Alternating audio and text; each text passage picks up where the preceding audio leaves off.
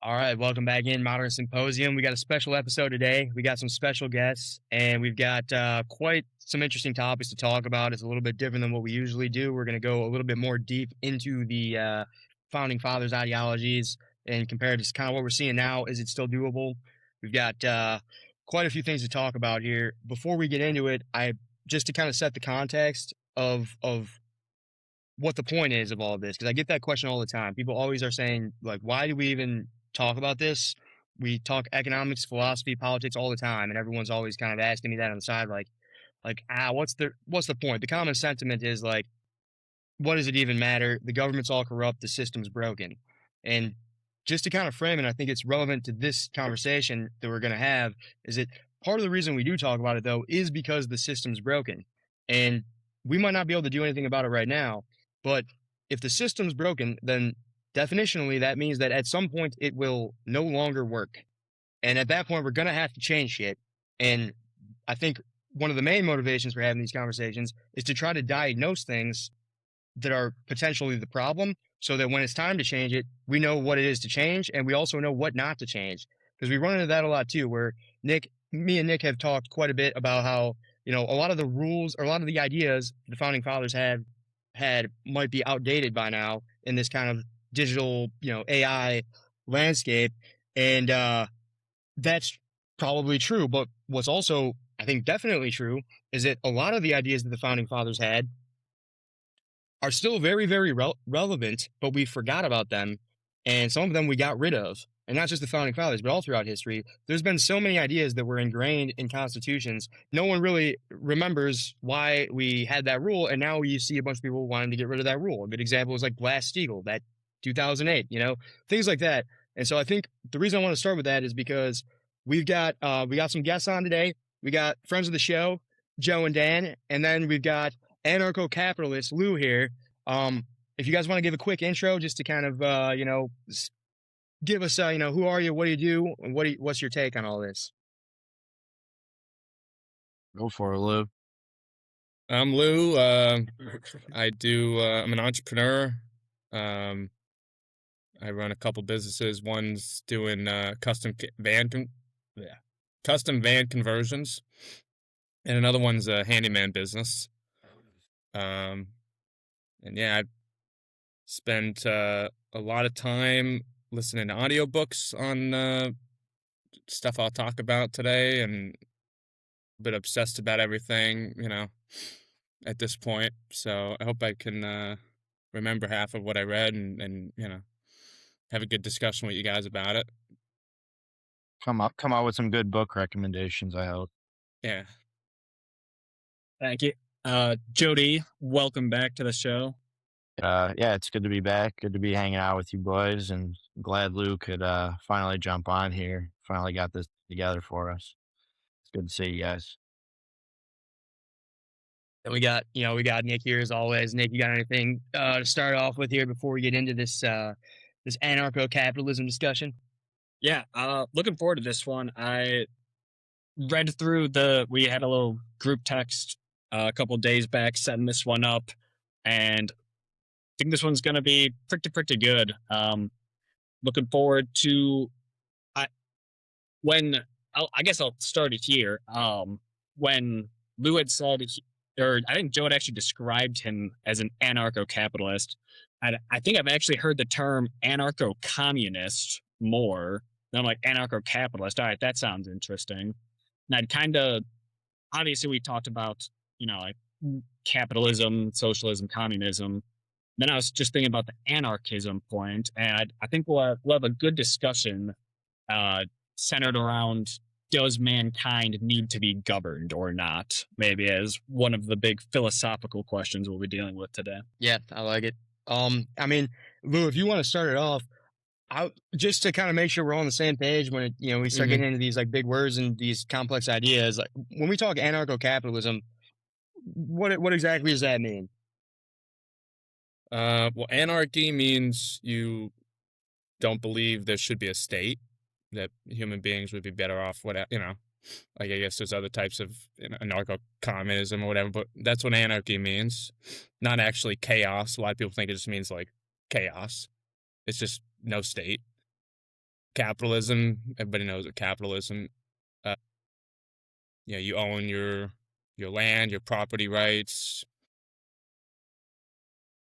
free trade with each other. It's this free combination of markets. those two. It would be a society without a government controlling the economy, or just left to capitalism.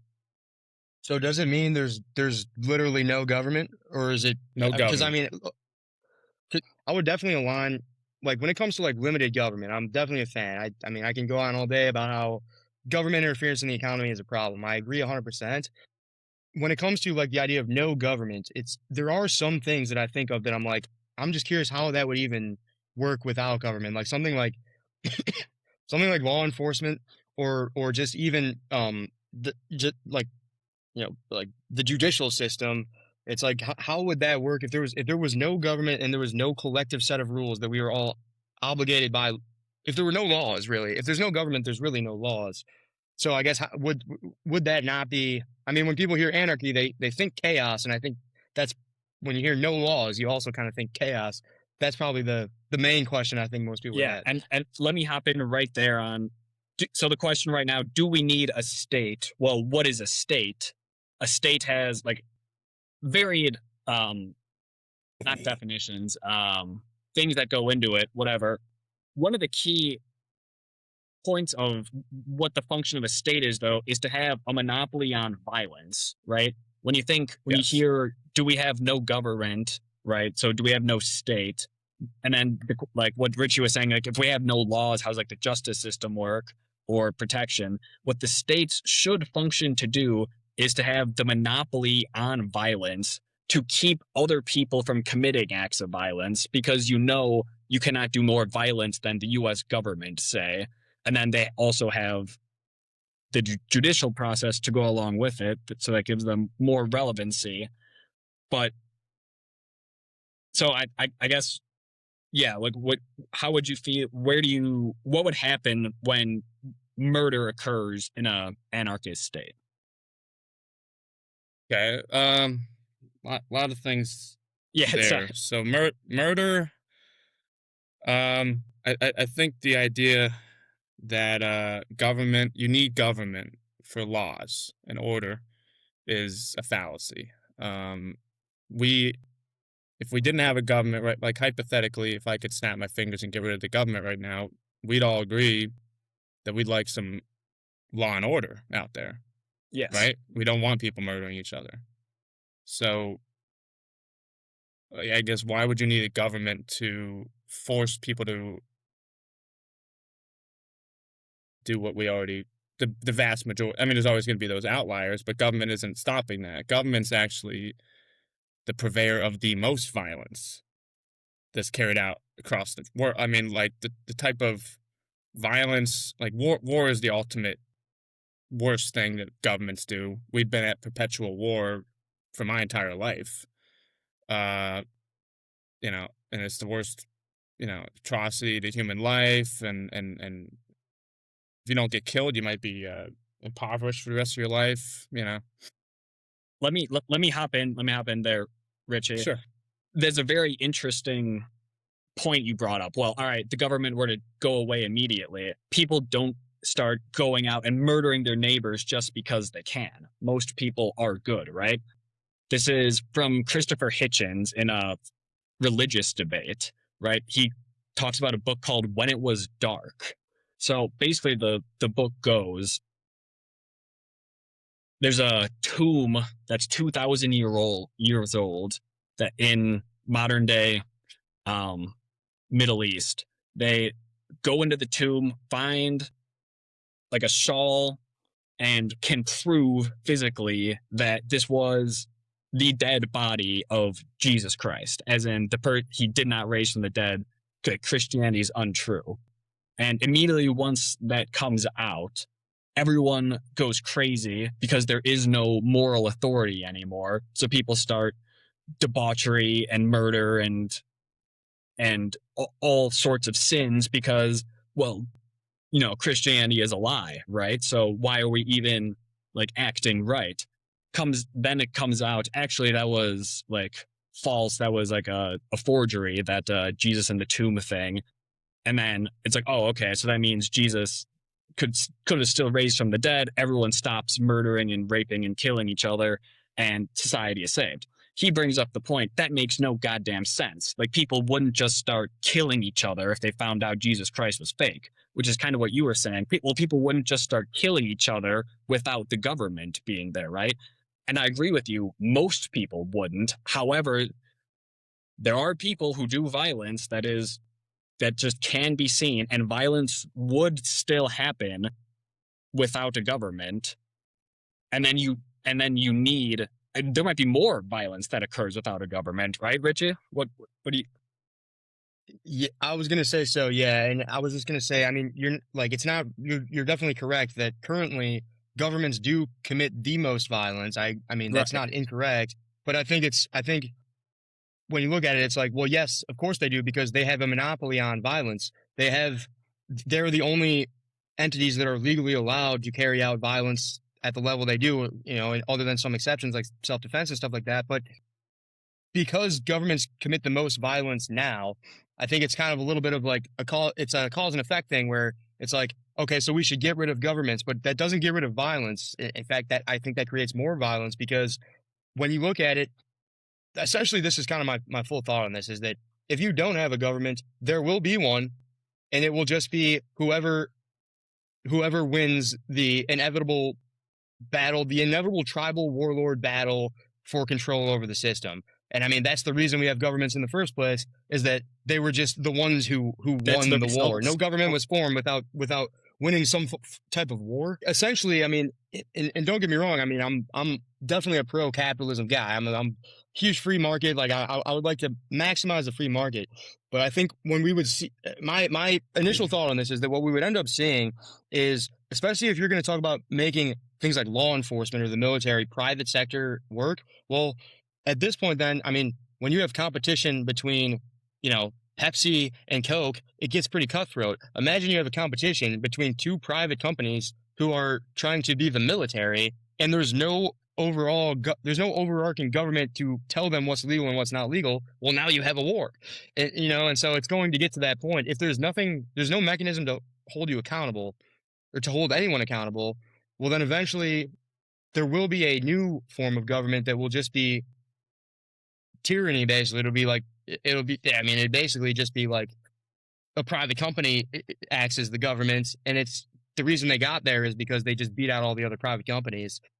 But I mean, and that's just my initial thought too, and I'm sure there's, I don't know if there's probably different angles on that as well. So Have you guys ever heard of the idea of a rights enforcement agency? Not Well, not really. no. Explain. Okay. It answers a lot of the questions you're bringing up. So anytime there's a need for something, there's a market for it. So, there's a need for security, there's a need to all your concerns. So if we didn't have a government and nobody else started one here in Babcock Ranch, where me and Joe and Dan live, I'd be the first person to start a rights enforcement agency.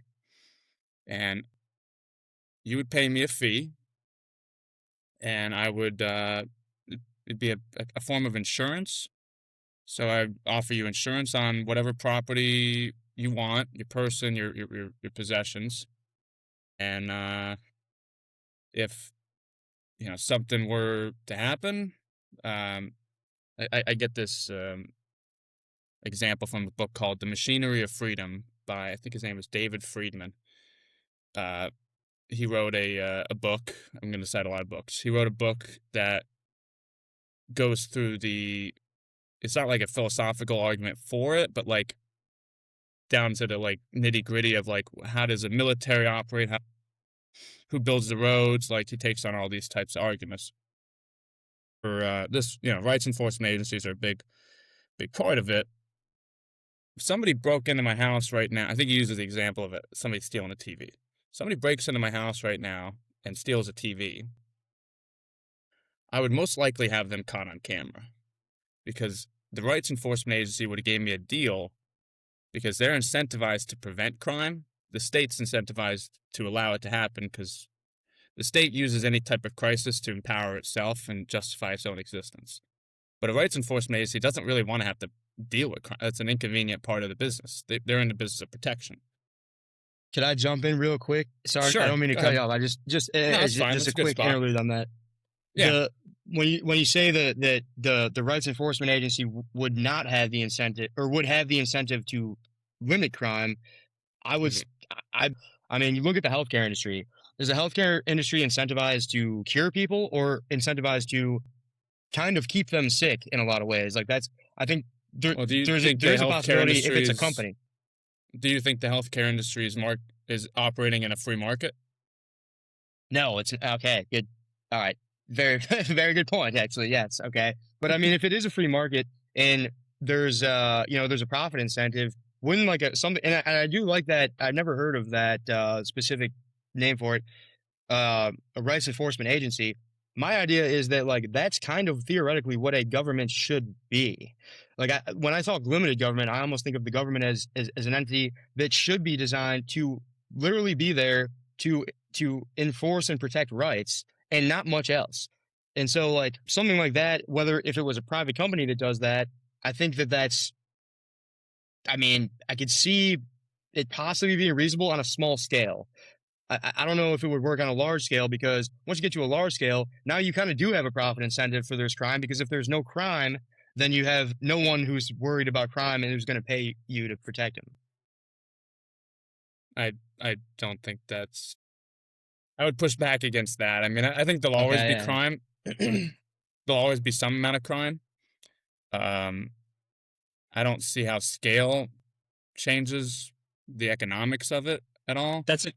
Lou, that's a great point to, I think, throw back at us, because the first thing I had said was, if it's not like, yes, governments are the biggest perpetrator of violence, but it's not like crime doesn't happen if there's no government. Like just like crime wouldn't happen if there was no Jesus Christ figure, right? Like I said from that book example. So Richie was saying they would.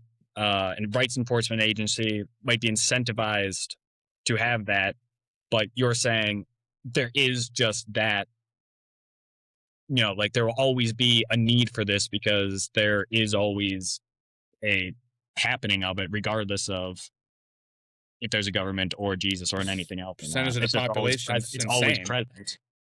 Yeah, we have 2% of the population are psychopaths. They don't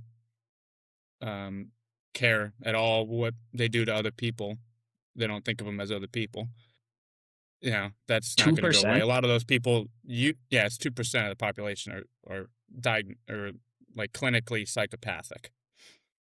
Yeah, I'm not surprised by that. Is that psychopathic or sociopathic?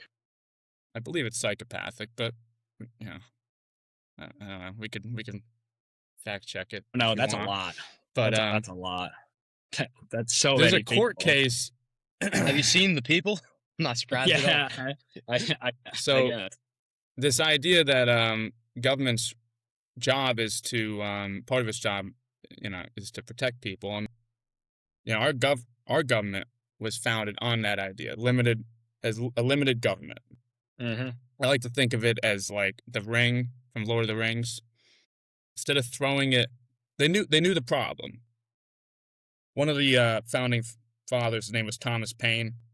He's a good one. He didn't own slaves. He just, believed in a lot of, this stuff, but just didn't go quite as far as me. I mean, I think in hindsight, like with 250 more years of watching it play out, he'd fall on the radical side now. But he said government is a necessary evil at best.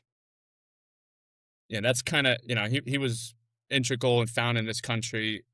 That's what we were founded on, was this idea that government is evil, but, we can constrain it. We can take the power of government and break it into 3 equal parts, a executive, a judicial, and a Congress, and each of them will be incentivized to not allow, like they each want to control, their power, so they're going to fight with each other to not allow one body to, gain ultimate power. I mean, my biggest fear is like totalitarian surveillance state, which I think is coming. I mean, I don't know if you ever read books like Amen, yeah. 1984, So stuff this- like that. Now we've This talked one about that a comes- lot. Yeah, that's this one comes up a definitely lot. a We're legitimate heading fear. very close to that at this Yeah, point. agreed. One discussion. So I we mean, had- what is government like? That's the risk. That's the worst end of the spectrum is 1984. What's the best Yes. case scenario with government? We tried it. We had the limited government with a constitution, with free, rights to bear arms, rights for free speech.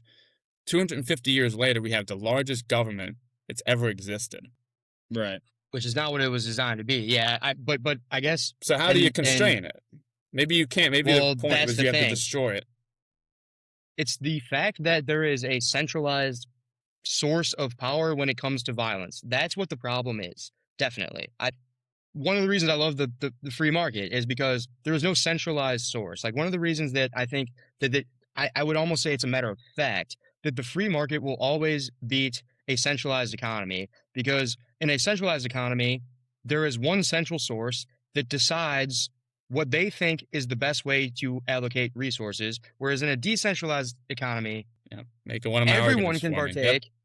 partake. And whoever proves themselves to be the best at allocating resources is naturally rewarded more resources to allocate. And it's just a beautiful thing. And there's no chance in hell that a centralized economy could ever be more efficient than a decentralized Mises and one, I Hayek think. proved it mathematically. Exactly. The thing the 100%. government does, not to try to interrupt anybody, but everything the government does to manipulate the free market is the economy. The government comes in and subsidizes it, taxes it, like tinkers with it, manipulates it. It's blinding the actual people in the economy to the reality of it. 2008 was an example of it. The government, using its control of the economy, allowed banks to have cheap, interest rates and promoted, incentivized bad business practices that caused a bubble, and then it collapsed. I mean, the government. They're still doing it worse than Actually- ever, too, right now. Yeah, So I mean, one thing- we're just. I mean, the tariffs are another example of it. I mean, we're more of a socialist country than we are a capitalist country at this point. If you just look at it economically, I mean, I what do like the numbers? tariffs. That's a good one. Let's get back to the tariffs later. I want to talk about that one later. But One all right, thing sorry, I go want to ahead. hop on. We weren't really discussing economics at this point yet. I wanted to rein back in. We were discussing violence, and Richie said we need decentralized violence, right? And that doesn't sound very good, because again, allowing anyone to perpetrate violence feels like that would cause an increase to, well, I don't know, more local violence than.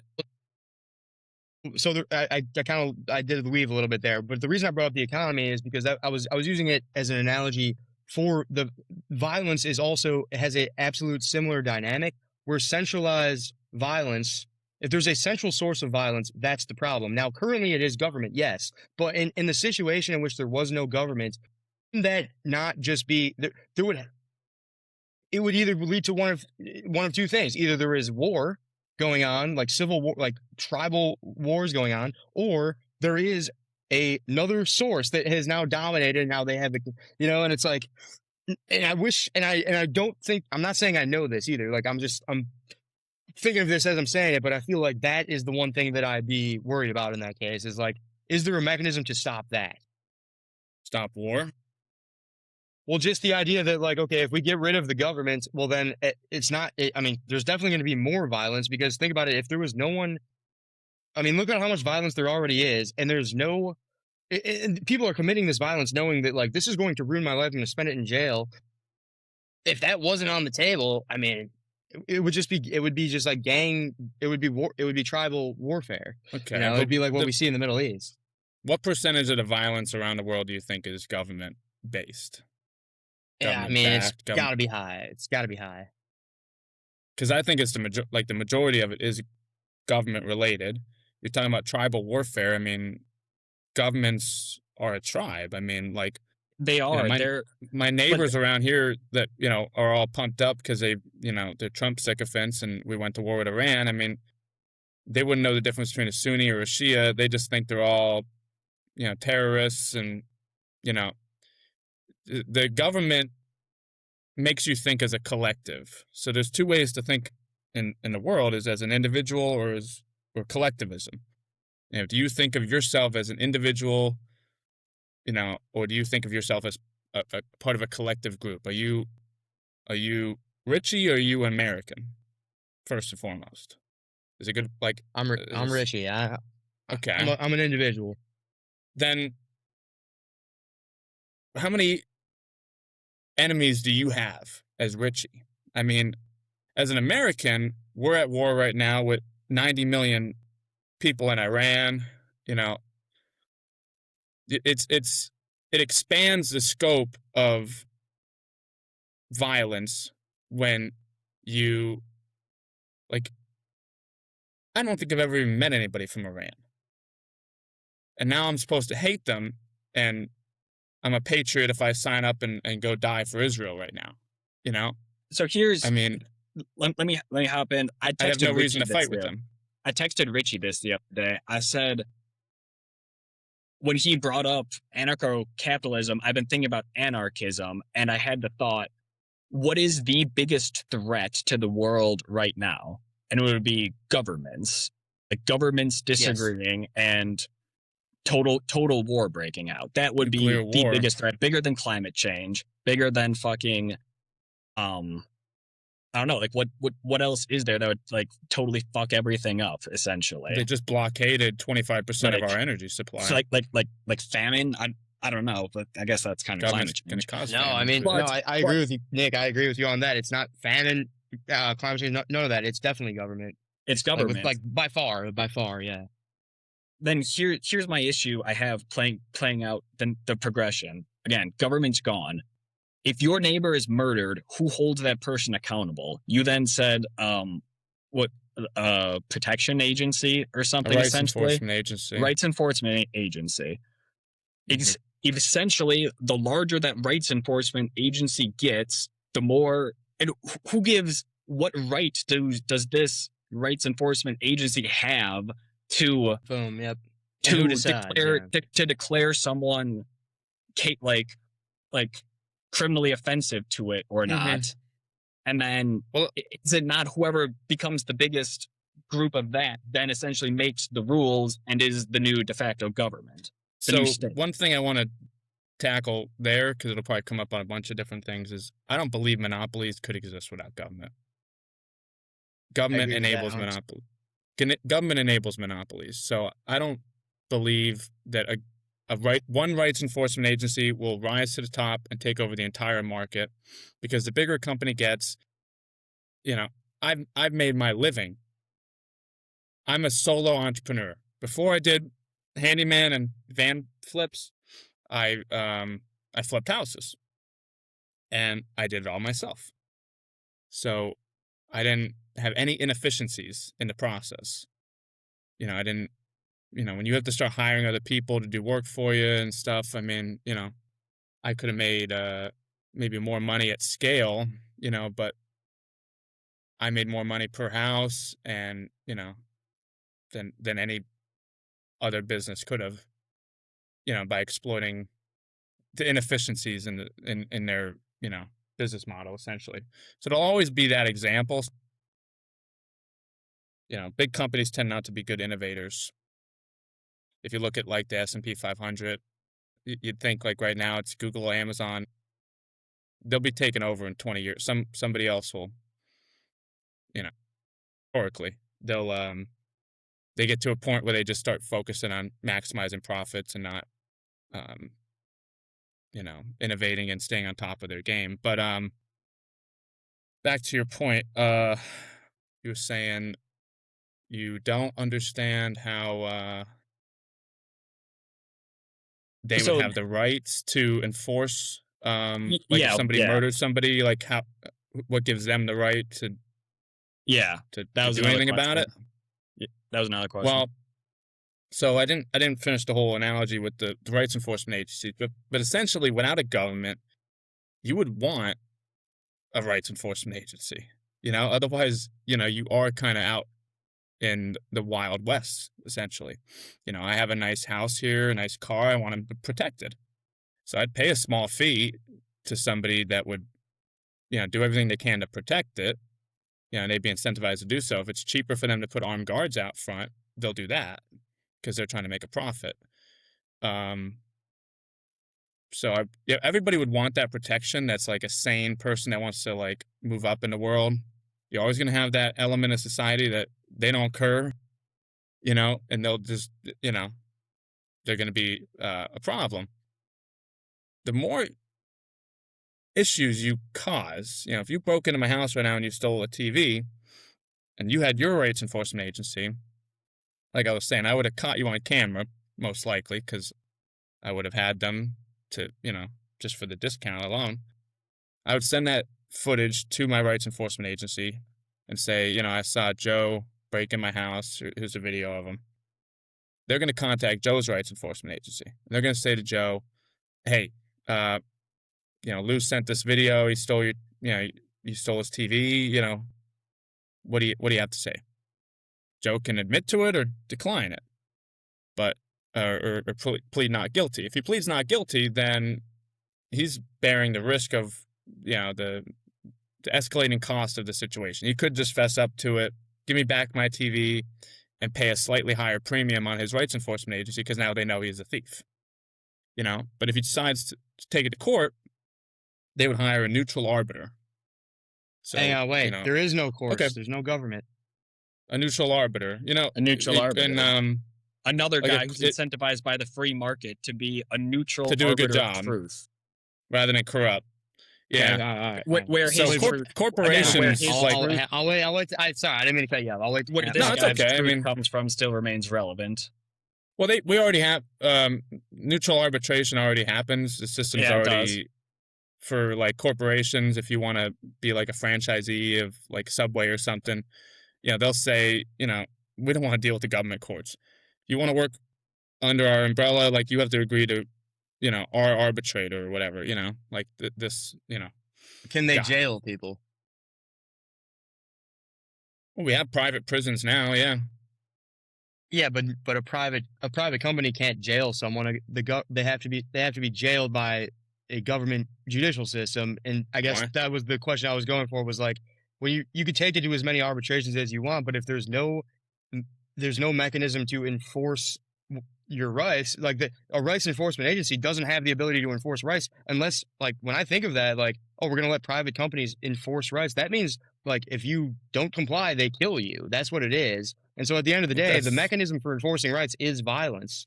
And I'm agreeing that if we could come up with a good idea where the private sector handled this, it would probably be much better than the government doing it. But it is violence still. I don't know. And What if it's like you go to arbitration and it's like, all right, you stole his TV, and it's like, all right, I'm going to other arbitration, and it's like, all right, you stole his TV, and now this is your second arbitration. You have to pay more, Yeah. and you just What are you keep gonna- losing more and more No, money on it. Like, I refuse to pay. Who are you gonna call? Okay. So Then All you right, get so you're- laughed.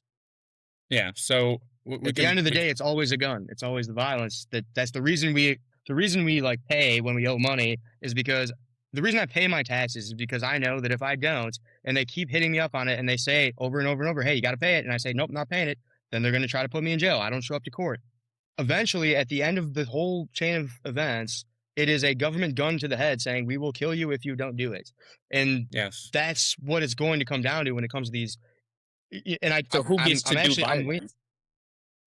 and exactly, and that's what I'm saying is that, like, I'm agreeing with the idea. I'm not against this rights enforcement agency at all, but I'm just saying that is also going to just become a government then, because it's going to be the same thing. It's going to be whoever. All right, sorry. Yeah, go ahead. Well, I mean, so your hang up with it now is that you think it's the rights enforcement agency wouldn't have the right to punish a criminal? I mean, Without government? they could take it into their own hands and do that, but I mean, they can do it. Where does but then where does the authority come from? You mean, or like what's the? Sure, yeah. That's a good way to put it. Yeah. Where does the authority come from? Yes. Well, the viewpoint of an anarcho-capitalist is based on voluntarism. As you've said, there's no argument. Government works on force. Everything is at the point of the gun. Everything in my system's voluntary.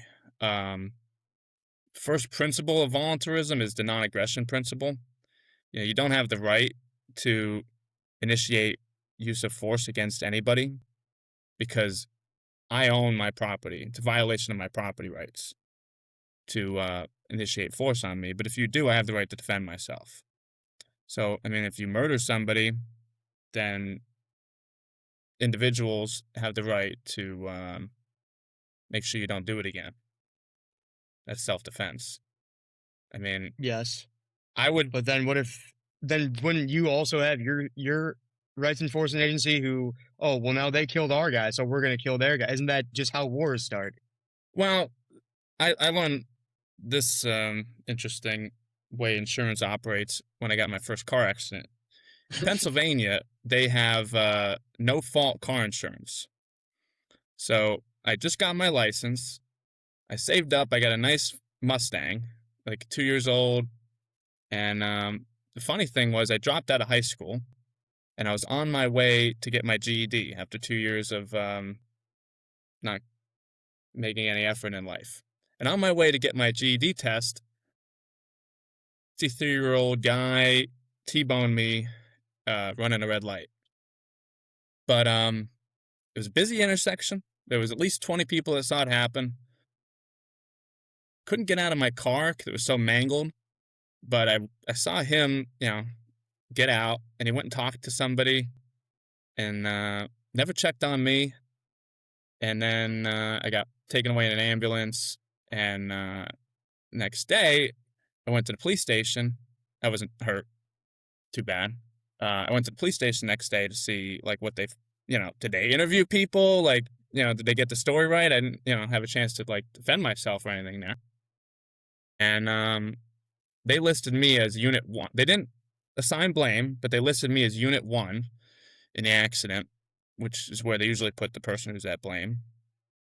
Probably because I was a 17-year-old kid driving a Mustang, But nobody said anything. Nobody told the police what happened. And it wouldn't have mattered even if they did, because Pennsylvania is a no-fault state.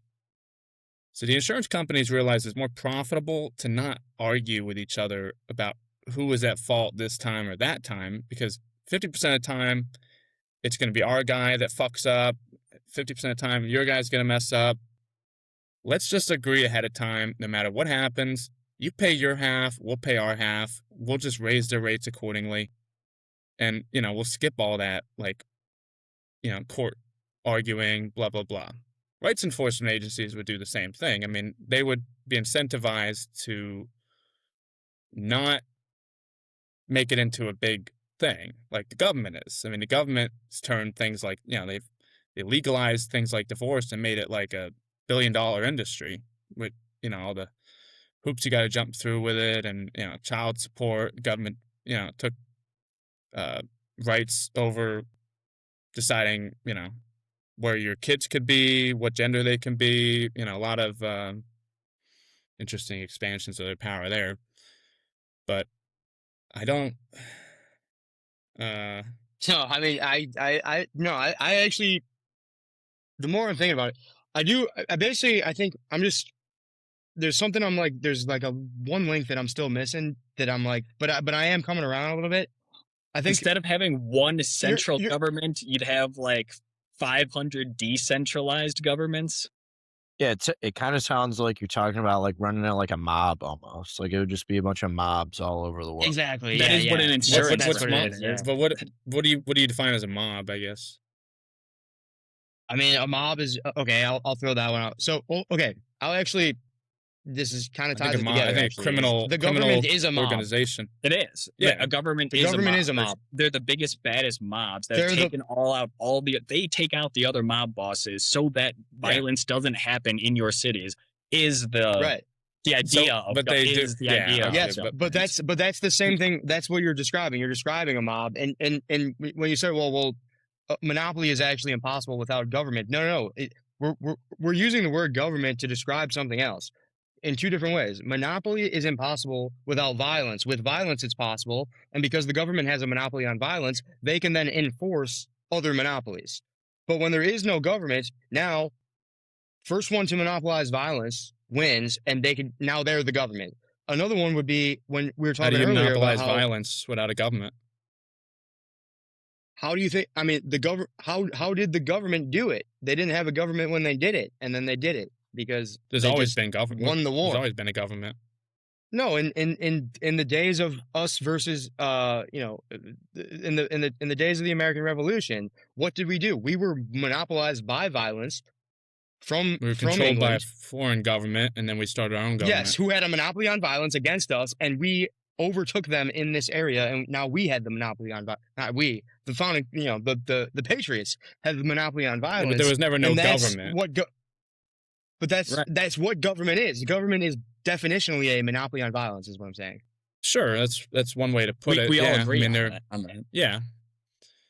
But I mean, that's what I'm. But I mean, if we say, okay, there's no government, well, now all we're really doing is we're saying, okay, so the floor is open. Whoever can monopolize violence, and we're trying to say, oh, there'll be No. less violence with no government. No, there won't be. There'll be way more because there will be a race. There's a reason why there's like not a bunch of brand new companies coming out who are trying to be like smartphone companies. It's because it's not a monopoly, but it's an oligopoly. There's a few big smartphone companies that already got the market locked down and you can't compete with them. But if we were to say, hey, we're going to get rid of those companies, well, then there would be like a shit ton more people trying to make smartphones because they Now would try to apply that fill to that violence. vacuum. Now apply that to Yes, so- violence. There's just so be a if we shit said, ton hey- more people trying to try violence in the new free market that's been created on violence. Yes. The monopoly is broken. Exactly. Anybody who violates the non-aggression principle would either have an extremely high rights enforcement agency fee or be ineligible for Hang on. any Let me type ask you a of question on that. protection. Hang on.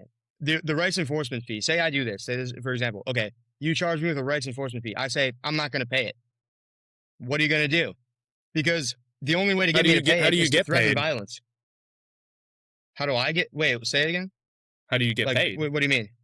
How do you get paid? The rights enforcement agency. Government will garnish your wages. Government will point a gun to your head if you don't show up. Yeah, but they have all kinds of means. I mean, if I don't want to pay a fine, government will garnish my wages. If I don't pay my property taxes, they'll take my house. True. So is that? But the okay. Is that what the Okay, government? Good point. Is that what is that what they do? Rights enforcement agencies? So you're Yeah. Okay. Is that what Okay. the rights Actually, all right. That would be up enforcement to whatever the free market decides is the best way to do it. But I would imagine, there has to be, if I've been, if a crime's been committed against me that's cost me $5,000, I need to get that $5,000 back and the opportunity cost of losing it, Yes. essentially like with interest, Yes. So by whatever means they have to do that, they should do that to the person, and then they naturally would be a higher risk client to insure. But I guess, okay, but there's no, how are you going to garnish my wages? You can't, how are you going to do that? How do you get paid? If you, if I get paid from the company I work for, but then you got to convince them. But what if I'm a business owner like you and I make my own money and I get it all in Bitcoin? Well, if you are like most people, more than half of this country works for the government, or is, propped up by government subsidies, gets government contracts or whatever through their business. It's a very small percentage of people that are like myself, that are entrepreneurs or whatever. But it would be very difficult for me as an entrepreneur to start a business if I couldn't hire a rights enforcement agency, because a big part of starting a business is you need to be able to take out debt. You need to be able to insure the property of your business. I mean, you have more to lose. Essentially, the thing that's the most biggest issue I see with it is more like the absolute worst element of society that are, drug addicted, can't, don't care, have nothing to lose, Right. Yeah. I mean, and that's kind of what I'm talking about too, is like you mentioned 2% of people in the world are psychopaths. And it's like, I believe that stat because, you see it, I see that living in the city here, I see a fair amount of them. And, the thing is like my idea of government and the more I'm listening though, by the way, I'm not trying to like I'm not trying to No, I, say I'm I disagreeing. I'm trying to just play devil's advocate. we're all about open discussion here, so it's never personal attacks here. It's no, I didn't take it that way at all. cool. No, yeah, and I mean honestly, like it is a very interesting thing, and like with me, like if I thought it was a dumb idea, then I'm not going to keep asking questions. I want to keep hearing more about this. My thing is that like so the idea of government to begin with, I mean, in different governments, different ways, but in the United States, at least, part of the idea or a big part of the idea was that we are going to design a system. We're going to engineer a system, and this is a machine. This is not like, oh, what we think is moral, what we think is. It's like no. We get morals out of there, because 2% of people are psychopaths and they don't care about morals. So we can't have morals be part of it. And so what we did was we invented a system. We designed a system where morals are intrinsically punished. Using economics, using the monopoly on violence the government has. As I'm listening, I'm thinking, okay, basically what you're describing is like you're describing it's going to be similar to a government, but rather than using violence, it would be reputation based. So like you said, where it's like, okay, we can't use violence to force you to pay the thing, but then you wouldn't be able to have a rights enforcement agency, and so you wouldn't be able to run your business, or you wouldn't. Self-defenses could be violent. Yeah, no, I mean, I just mean in general, like if I said, if the rights enforcement agency said, hey, you owe this guy $5,000, I said, I'm not going to pay it. Mm-hmm. And my thought on it was like, the only way you can make me pay it is that like, well, no, you have to pay it. Otherwise you're either going to go to jail or you're going to be, or if you refuse to comply with the police officers, they're going to kill you. That's what it is now. My thought was like, okay, what's the difference between that and what the rights enforcement agency was?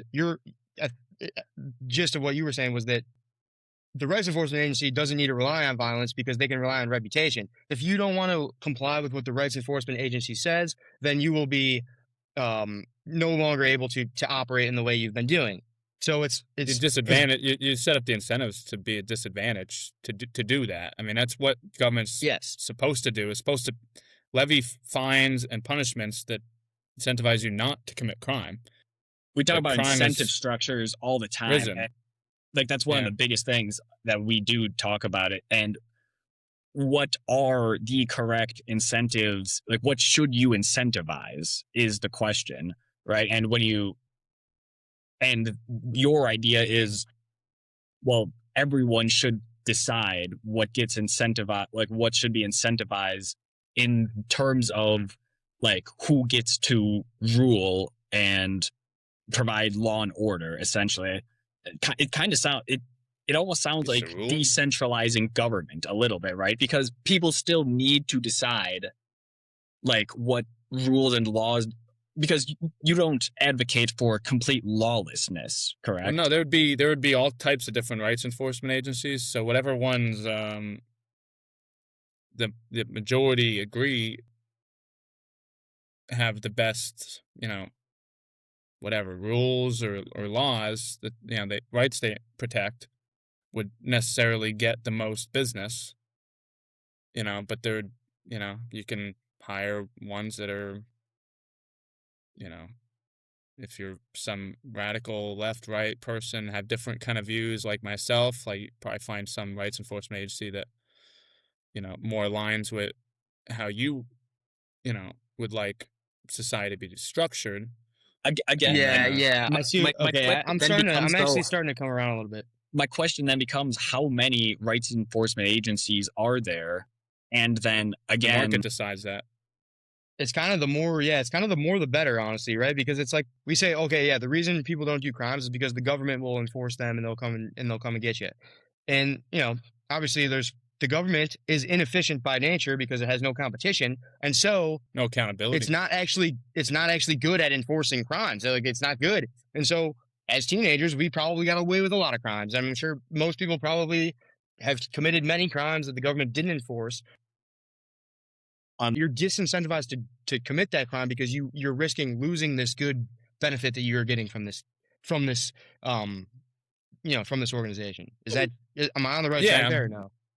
Yeah, I mean, it's The reason right now that the Strait of Hormuz is blockaded, for example, is that insurance prices are too high. It's not that Iran can actually blow up every single boat that goes through there, but they can threaten them enough that it jacks the insurance prices up through the roof.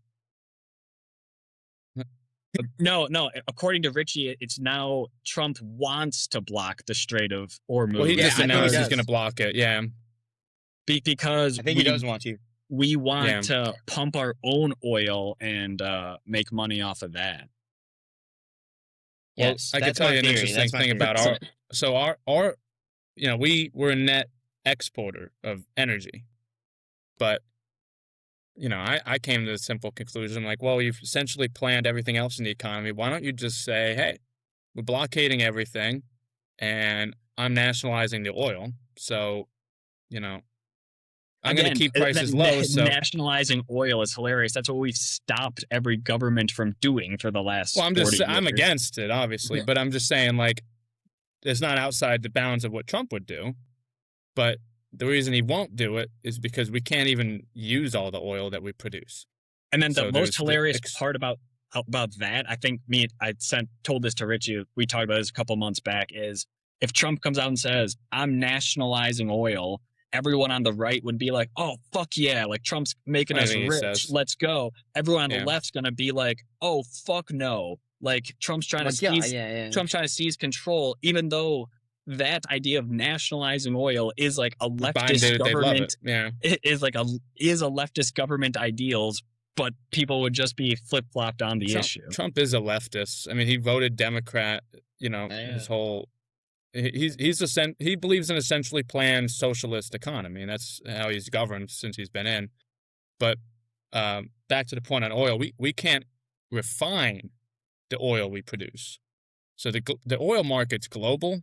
It's we get about like less than 5% of our oil from the Strait of Hormuz, and it still dramatically bolted our prices up because it's a global market. If it's decentralized, export it. Yeah. Also, even if we are trying to block, I was thinking about this, Richie. Even if we're trying to block it to like start exporting our own oil, again, we are exporting it to the world economy, which would just drive prices up for us as well. That's what we want, though, because it has everything to do with the petrodollar, dude. Because why would we leave the petrodollar in the hands of foreign countries that it's all about the dollar? Unless it's all that's what I. And I'm not sure. Like this is all just still guesswork a little bit, but like it does make sense when it comes to that. Sticking out on blockading the shit too. I feel like. I mean, all right, come on. Let's be honest here. That was pretty badass that I called that. He didn't blockade it yet. I said, dude, I think Trump wants this thing closed. And then Iran said they're going to open it, and Trump said, I'm going to blockade it. I was like, maybe I had it. Maybe I had it.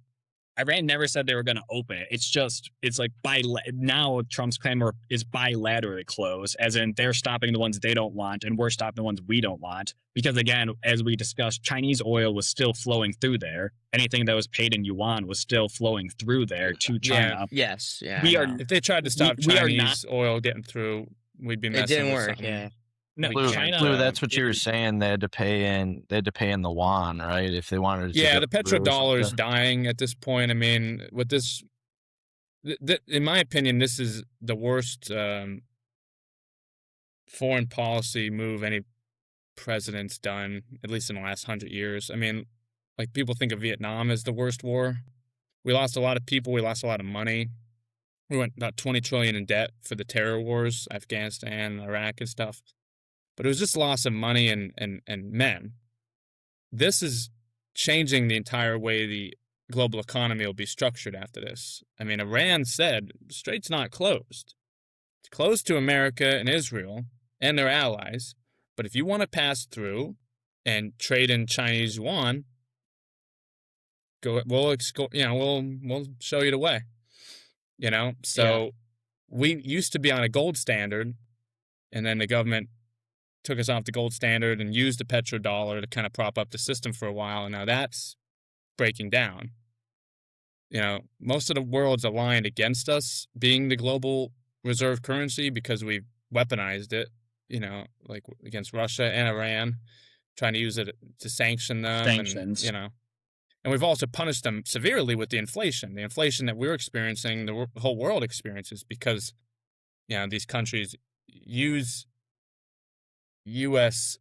Treasury bonds and debt as a safe haven asset to park their money, as the reserve currency. But they experience the same devaluation of the currency that we do, and they're getting sick of it, rightfully so. But they're so overly invested in it, they have to kind of slowly pull it back. But this is, going to be a big win for the whole BRICS alliance. I mean, those Gulf countries might not even really be much of an ally of us. Saudi, Qatar, UAE. No, they're not. They're not. They have no. They have. I was gonna say, Lou, props to you for nailing that one, because me and Nick have been talking about that, and that's something that you don't really see very often in the regular news or podcasts or whatever. Like, not really many people are talking about that. And as soon as I kind of got on that, I've gone down that rabbit hole. I don't know if you know the book Choke Points. I'll throw a book out there. Choke Points is pretty recent book about the status of that. But either way, it has a lot to do with the fact that the United States dollar is artificially inflated in value relative to other currencies because it's the world reserve currency. Now, if we lose world reserve currency status, we see an absolute tank in the U.S. dollar. What that means is because it becomes an actual issue, because right now we have an unlimited demand for our dollar. So, the fact that we're, and it's the only thing holding us up. It's all artificial. Yeah, and it's already an issue. It's the largest debt item on our balance sheet. I mean, we pay more money in interest on our debt than we spend on our military, which is over $1 trillion, and it's not getting us much for all the money we're spending there. More on healthcare, more on everything. It's the interest on our debt. And the thing about the interest on the debt is that it's not a steady thing, and it doesn't grow linearly. It grows exponentially, like a lot worse. It grows exponentially. You could take a penny. I mean, you guys might see this one. It's like a meme. You take a penny, and you put it to the power of 2 every day for a month. Would you rather do that, or would you rather have $1 million? The answer is you'd rather do that, because 1 penny, if you allow it to grow on an exponential curve in 30 iterations, is multiple millions of dollars. Because but on day 24 or day 23, you still only have $100 or like nothing. It's just, once you get to that tipping point, it's game over, and we're totally approaching it right now. And it's tipping point. It's literally too late to. I was gonna say, it's too late to even. I don't even know what you do now. They're trying all these things with the stable coins. You see anything about that? I'm a little bit of a crypto guy, so I kind of follow a little of the crypto. And the stable coin idea, I'm not. I don't want to vouch for it and be like, oh yeah, that's definitely right, because I can kind of see how it might work, but also I don't think it's it's not a foolproof plan, Well, I think the problem is the Fed and the government's control of the money supply. I mean, that's if you're not going to address that, it's see, there's another thing that underlies my ideology called Austrian economics. It's there's a great book called The Road to Serfdom by Friedrich Hayek. He talks about the reasons the world wars were fought over. And interesting thing, World War I was by far the worst war ever fought up to that point. And up until that war, wars were limited. I mean, the fact that we had governments caused wars, but they were limited in scope because governments would run out of money. If King of England wanted to try to fuck with France for whatever reason, they would they'd have their war chest. When that got low, they'd send out thugs to steal from their peasant population to fund the war, and conscript them, obviously, too. But when they ran out of money, that was it. That's when the war ended. World War I ushered in the new era of inflation. The central banks could essentially, inflation is stealing from the future. Our government has stolen our future as young men in this country. We'll be paying that off and in debt for probably most of our life, um, because they, sold us out for the present. Wars fought like that are become absolutely devastating because they don't have to go around and collect the money. They just print more of it. The idea of taxes in general is kind of, is a speech. Bukele, the president of El Salvador, he was talking about, what actually funds the U.S. government, and it's not through taxes. Taxes are the only reason we still pay taxes. It's just for the populace to feel like to uphold the illusion that that's what actually funds the government. The real taxes. Well, they burn them. They burn the dollars. You pay taxes, and they take it out of circulation. It's nothing now. Burn the money we pay in taxes. They burn.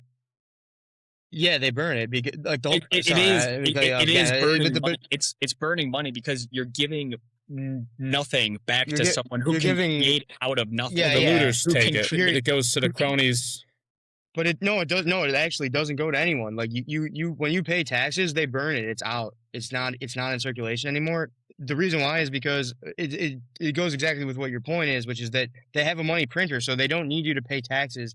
They don't need to collect your taxes so that they have money to spend. They print money and they spend as much as they want. And then to try to combat inflation, they say, oh well, we'll just suck it back up through taxes. But they suck it back up and they burn it and they get rid of it. I don't know. I'm not saying that's not true, but I've never heard of them burning money. I mean, I'm sure they want to burn all the physical money and move it into a central bank digital currency at some point, so they can, when I say burn it, I mean they delete it. It's gone. It's not in there, and it's basically they put the cart before the horse. It's just that wouldn't explain why we have inflation then, because I mean, if they were limiting the money supply, then we'd be in a deflationary economy.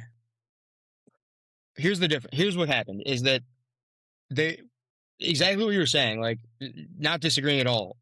Is that except part of the problem there was that they realized they used to have to tax and collect money and then spend that money that they collected. And they realized we don't have to do that anymore because we can keep printing money. And so we can just keep printing it and then we'll bank. And you said it. You said you're borrowing from the future. This is what you mean is that at some point they're going to have to jack taxes way up to take that money back out because otherwise there's just all this excess money in the system. Here, let me just share this, and I'm sure you've seen this one, and I know I've brought it up here before. But it's this is exactly what it is. Is that this is the Federal Reserve balance sheet. This is the base money supply in the system. There is going into 2008, there was less than $1 trillion in the system. 2008, and this is the first time we've ever done this. Quantitative easing, aka money printing. We always print a little bit of money because we want to keep the money supply expanding, but we don't double the money supply in 1 year. We doubled the money supply in 1 year in 2008. And it was like, holy shit, that's why it was the global economic crisis, because the dollar failed and we just doubled the money supply. That was our get out of jail free card. And then ever since doing that, we had, and this goes back, but they won't let me see it. This goes all the way back to like 1971, and it's a nice straight line. And as soon as you get here, it goes up, and now it's all over the place. Hockey stick. And then we get to COVID, and they fucking jack it up and they double it again. Do it again.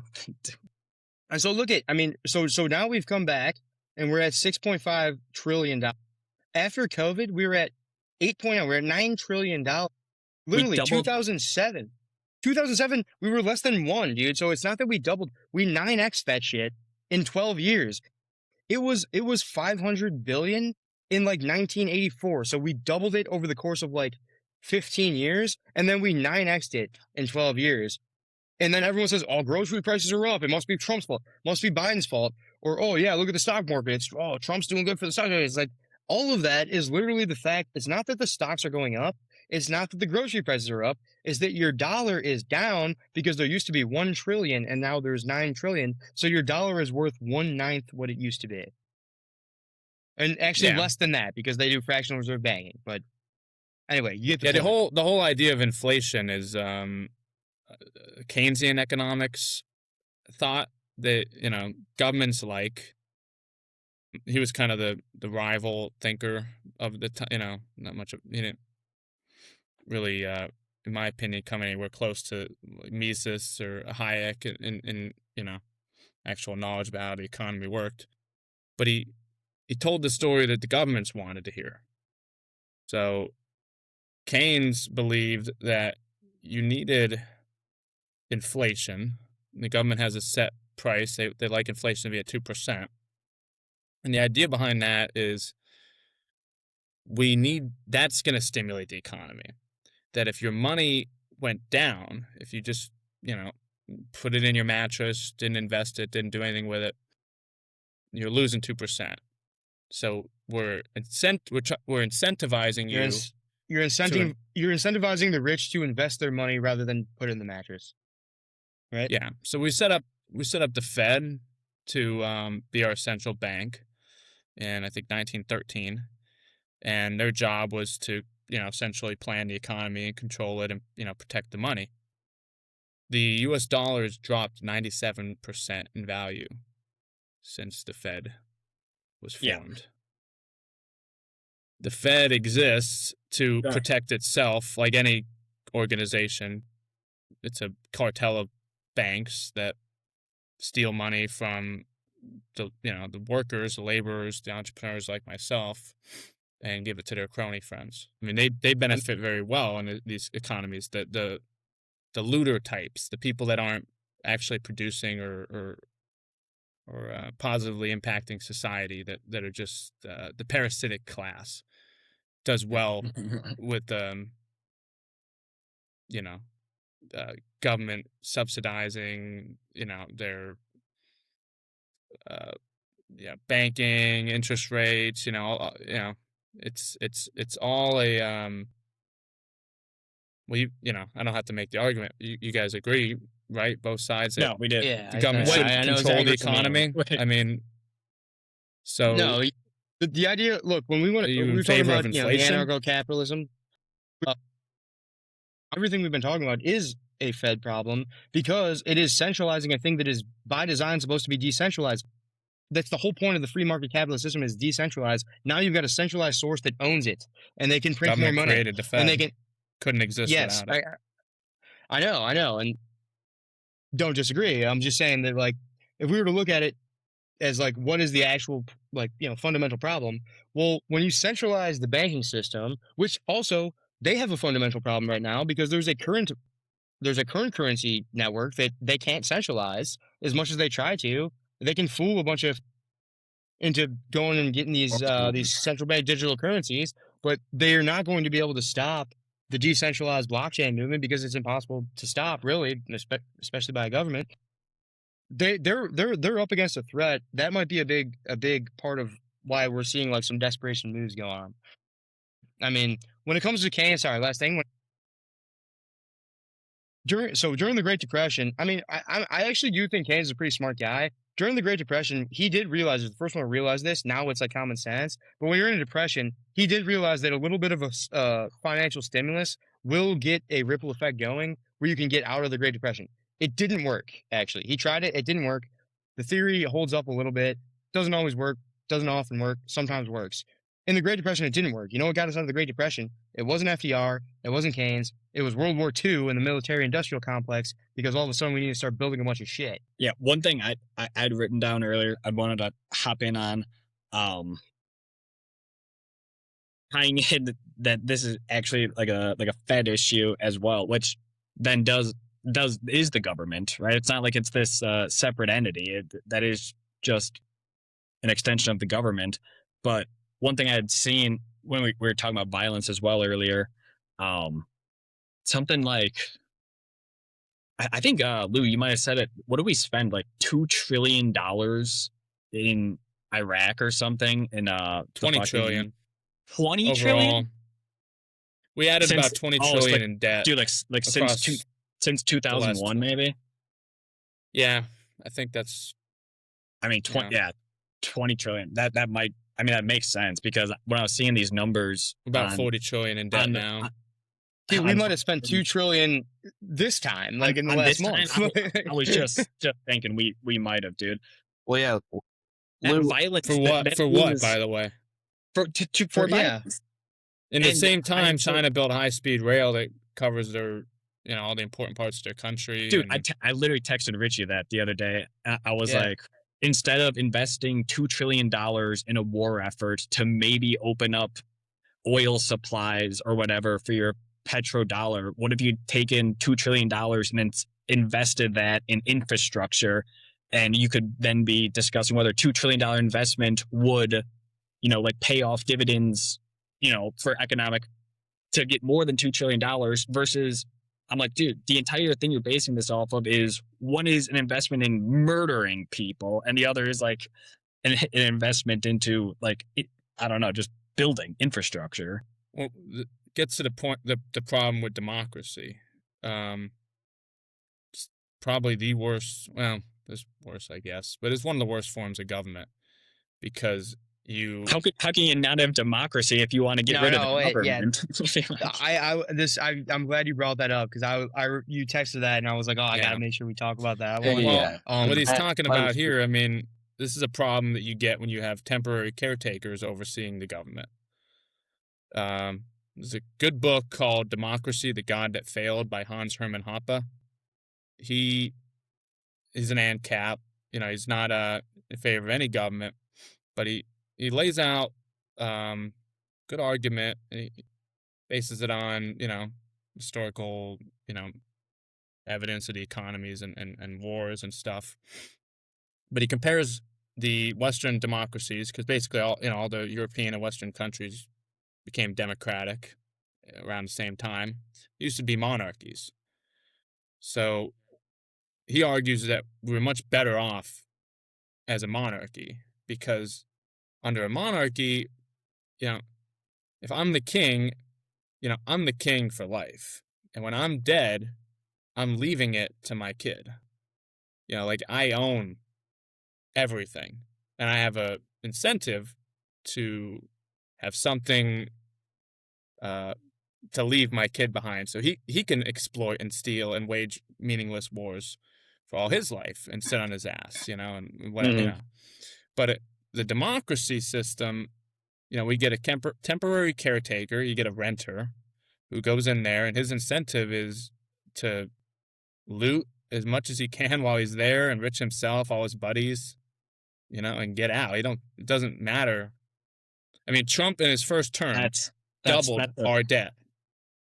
Yeah. Doubled all of the debt that our country has accumulated for every president combined.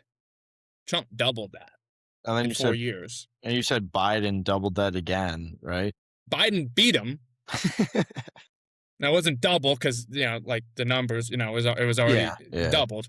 But Biden spent more than Trump, and Trump's on pace to just put up he's trying to hold that record for a while. I mean, the problem is the more the next guy that takes over's inheriting Yeah. One thing we've talked about, like talking about a lot is like China and the differences between their politics and ours. And it's like, well, all right, when you have these short-lived terms, people are thinking in, like we talk about this in business too. They're thinking about like quarterly reports in business and apply that to like the government. Well, they're thinking on like a 1 to 2 year timeline so that the next time the midterms comes around, they can be able to to propel themselves forward into winning like another election. Yeah, half the time they're worried about the next election. That's their number one priority. Stay in so you can keep looting. Versus what you have in China, where they can have a 10-year, a 20-year, a 50-year plan, and they can do actually 5-year plans. Yeah, they can actually have far more planning than we can because the same people will be in power. We talked about. Lou needs a drink. He needs to go get another drink. He's grabbed the empty can like 3 times. Gotta keep this anarcho-capitalist a little buzz. I just got it too. I had to go also grab another drink. I had to get some ice, but I got to follow up for that whole anti-democracy thing, just because I heard it, but I don't think I get it. Democracy is a form of government. Is kind of what I was thinking. I'm like, well, if you want to get rid of the government, like you don't want democracy, which by definition, democracy is a form of government. So, like, I guess, but the idea of Well, like he's just saying that he thinks the, it's worse than monarchy, is what I heard, right? that I think he was quoting a book saying that, but he did say that, yeah. I mean, that's don't get me wrong. I don't know, and I'm interested to hear. But I would have, I don't know. I don't see that it. I can see that it's not the best. Obviously, I see the problems. I don't know. I don't see how it's worse than monarchy. And I heard him saying how it's like, oh yeah, well it used to be like.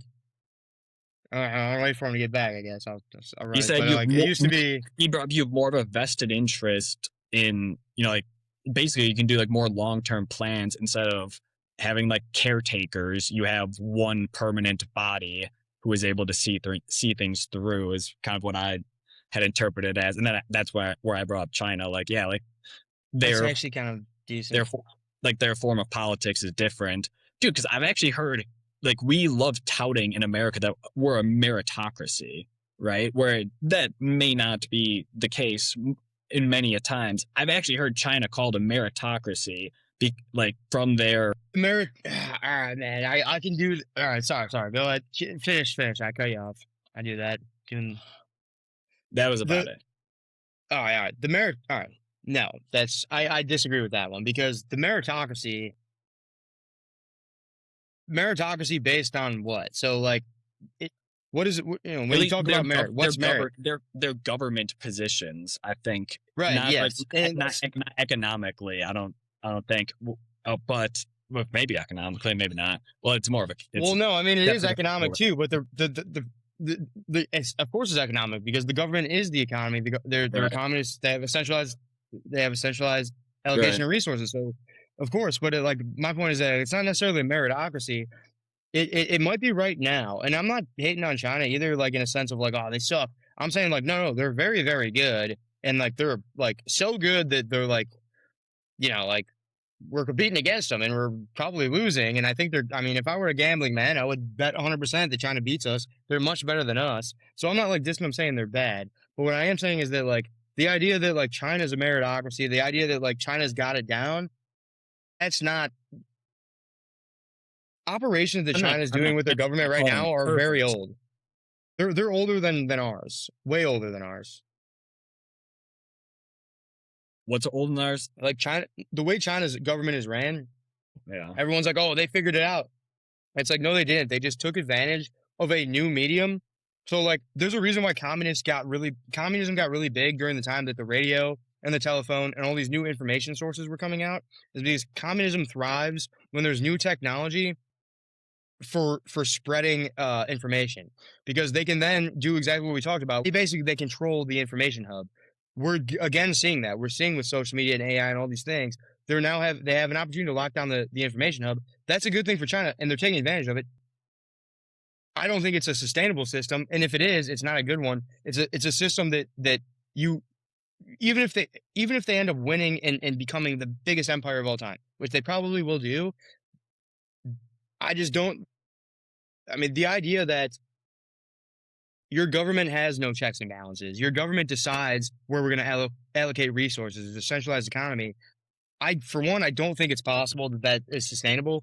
And even if it is, that kind of sucks, For the blinds the market. You don't know when the government decides what they think the price of something should be.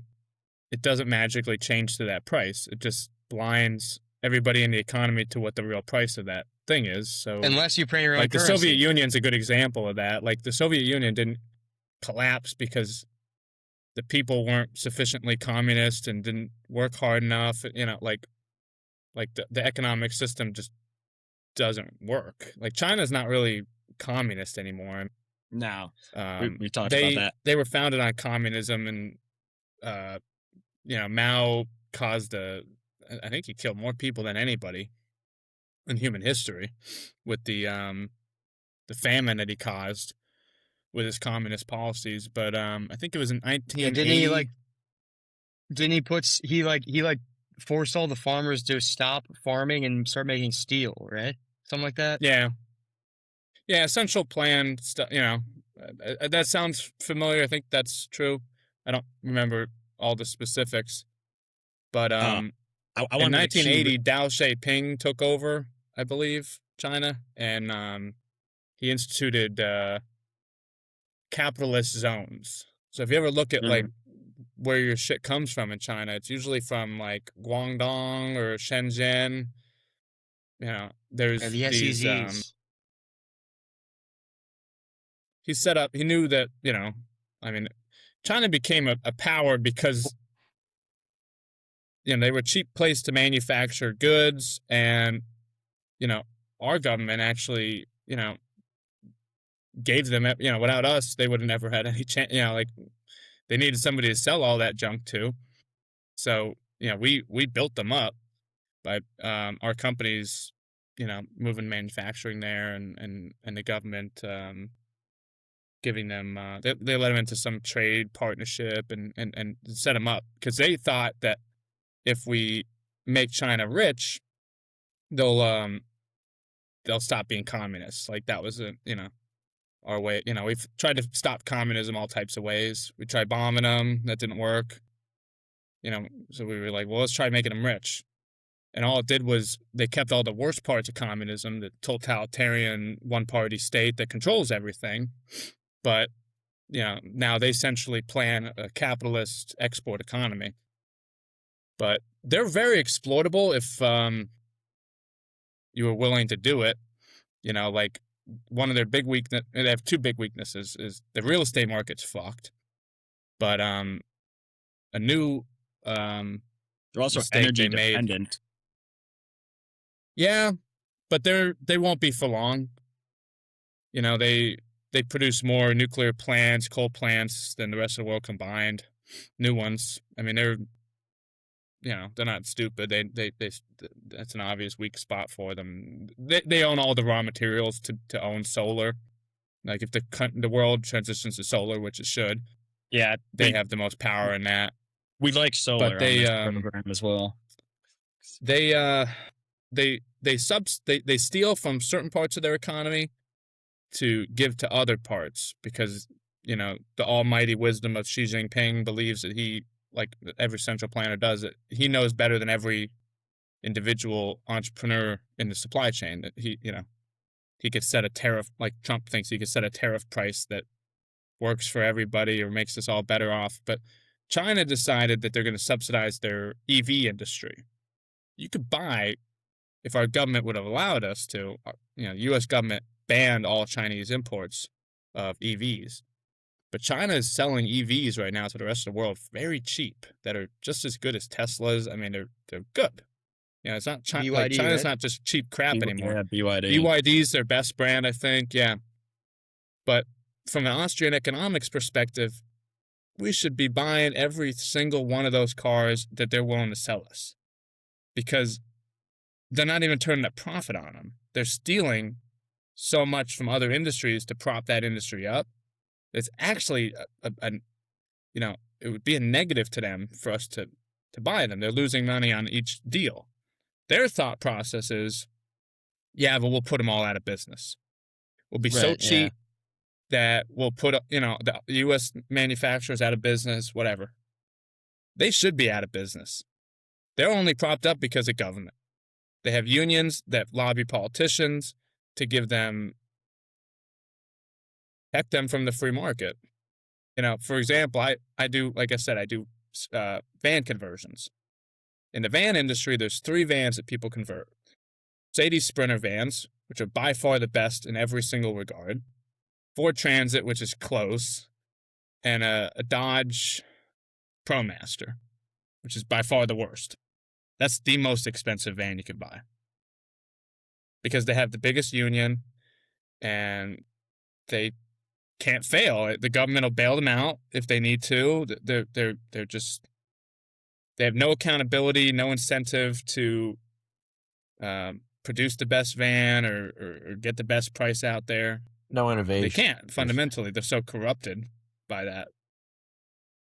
Well, so I mean that's the thing, and it's a good question here. Is this an innovative thing that they're doing? That it's like this is something where they've found the perfect mechanism of combining communism and capitalism in a way that is better than both of them are on their own, or is it that they're just creating fake temporary, like is this sustainable? I Inflating guess bubbles. Yeah, they inflated a real estate bubble, and if they continue this policy with the EVs, they'll have an EV.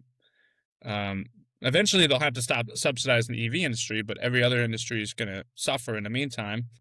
And then, you know, even if they got their way and they put everybody out of business and everybody bought their EV, like, that doesn't mean somebody else won't just start a new car company, from scratch without all the bloated waste that Dodge has now with their, union deals that they have to uphold and, bad contracts and outdated facilities. And, Yeah, a lot of the because reason Tesla's doing so well is because he was able to change the whole way that it's not just his cars were different, but the whole business structure is different. A lot of car companies actually tried to switch to EVs because there was a quirk in their contract. Like I know at Ford, for example, the executives at Ford don't like the deal that they have with the car dealerships. Car dealerships are outdated. I should be able to order an F-150 online, especially if I'm buying a brand new car. I don't need to go to a dealership and talk to a salesperson. He's obsolete. I should be able to order it online and cut that middleman out. But they legally can't because they already have this contract with them that they have to do it that way, because they invested the capital to build their, dealerships and whatnot. So they tried to work around that by saying, well, we'll switch a bunch of our vehicles to EVs, and EVs don't count. That's a whole new part of our business. But they're an old company that can't innovate, and they don't make good EVs, so they're not competing well in the EV market either. I had a question when we were talking about China there. So you're saying their plan was to put everyone out of business, but then, so say they successfully do that because they're selling their $12,000 EV. That's a pretty fucking sweet car. That's better than anything we have in America. So they put American car manufacturing out of business. And then at that point, they would say, well, actually, we want to make a profit on this now, right? Because that's what you have to do. Sure, so they'd have to raise their prices. Right. So then you start raising prices. Now, what was a $12,000 EV that was awesome now has to make money on it, is now $35,000 EV over the course of some years, say, when they've put the other guys out of business. Now they're at $35,000 a vehicle, and you say someone else could come in and go, well, actually, we can do better than that. Yeah. Yeah, they wasted all that time and effort stealing from all their other businesses and not making a profit for nothing because somebody could just start up another bit. I mean, obviously you can't just snap your fingers and have, the facilities and stuff and, all of it up and running. But I mean, maybe they get away with their price increase for a little while.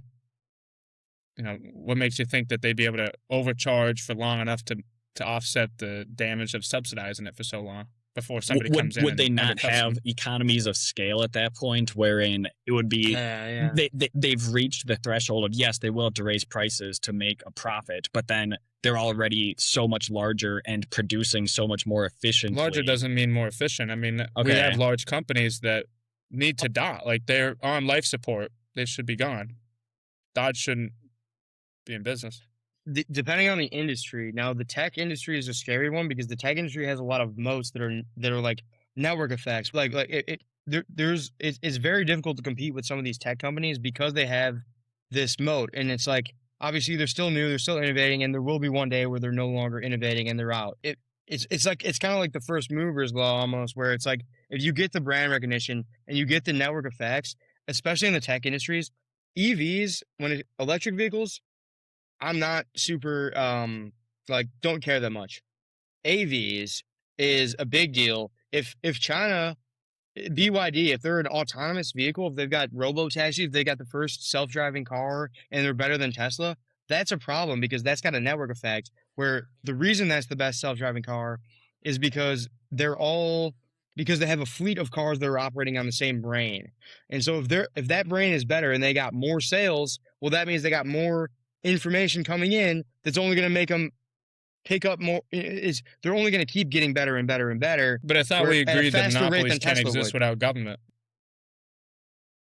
I mean, I think I mostly agree. There's a difference between government granted monopolies or government enabled monopolies and natural monopolies. There are natural monopolies. I'll give you an example: is the railroads.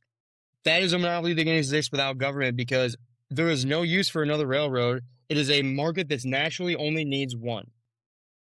If I built a railroad right next to it, for one, it wouldn't even get to there because it wouldn't be worth the investment because I wouldn't be able to make that much money off of it.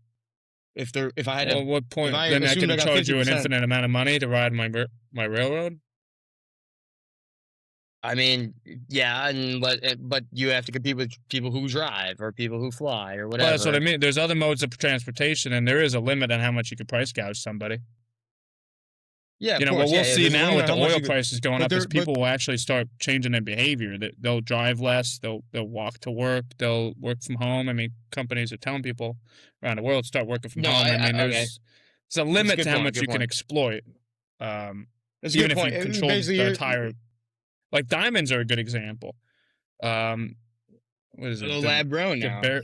Welcome. Well, yeah, I guess there's the lab grown, but I was gonna say there's one company that controls all of like pretty much all of the real diamonds. The De Beers You know, Diamond Company. De Beers. Yeah, That's I knew it was does something. De the Beers. diamonds is good, Lou. The diamond story's good. Yeah. Well, it's Jewish owned company, and they did a marketing scheme back in like I think the 20s or something, where they spent a lot of money and pushed this idea that we all take for granted, this ancient idea that when you want to propose to somebody, you got to buy her a diamond, you got to spend half a year's salary or whatever the hell the rule is, or you're a piece of shit. This is the shit we got to do right here, boys. We got to come up. This is all a marketing scam. That's right. You can look De up the Beers, old. De Beers is incredibly interesting. It's called the De Beers playbook, right? On how they essentially like monopolized the diamond game. The ad campaign is "Diamonds Are Forever." That is the most successful ad campaign of all time. What does "Diamonds Are Forever" mean? It means as soon as you buy it, it intrinsically now has less value because it's a secondhand diamond, and diamonds are they lose forever, value right? faster than anything else. They tried another ad. They've tried many other ad campaigns. Obviously, they want to make another ad to make more money to sell more diamonds, right? It just makes sense. They tried an ad campaign in like the 70s or 80s, I think. It was called Ladies Raise Your Right. The idea being on your left hand, you wore the diamond your husband bought you, but on your right hand, you wear the diamond you bought yourself. Right? Because I'm a free, independent woman who's capable of making my own money and buying my own diamond. You know what happened? It didn't fucking work whatsoever. They learned that women do not buy diamonds. Men buy diamonds for women. Mm-hmm. Yeah, Lou's all about independent woman. Yeah, I'm a big time fan. I was gonna say We've talked religion a lot on here, and I'm a advocate for we can totally do without religion, and you're just an advocate for we can just totally do without government, right?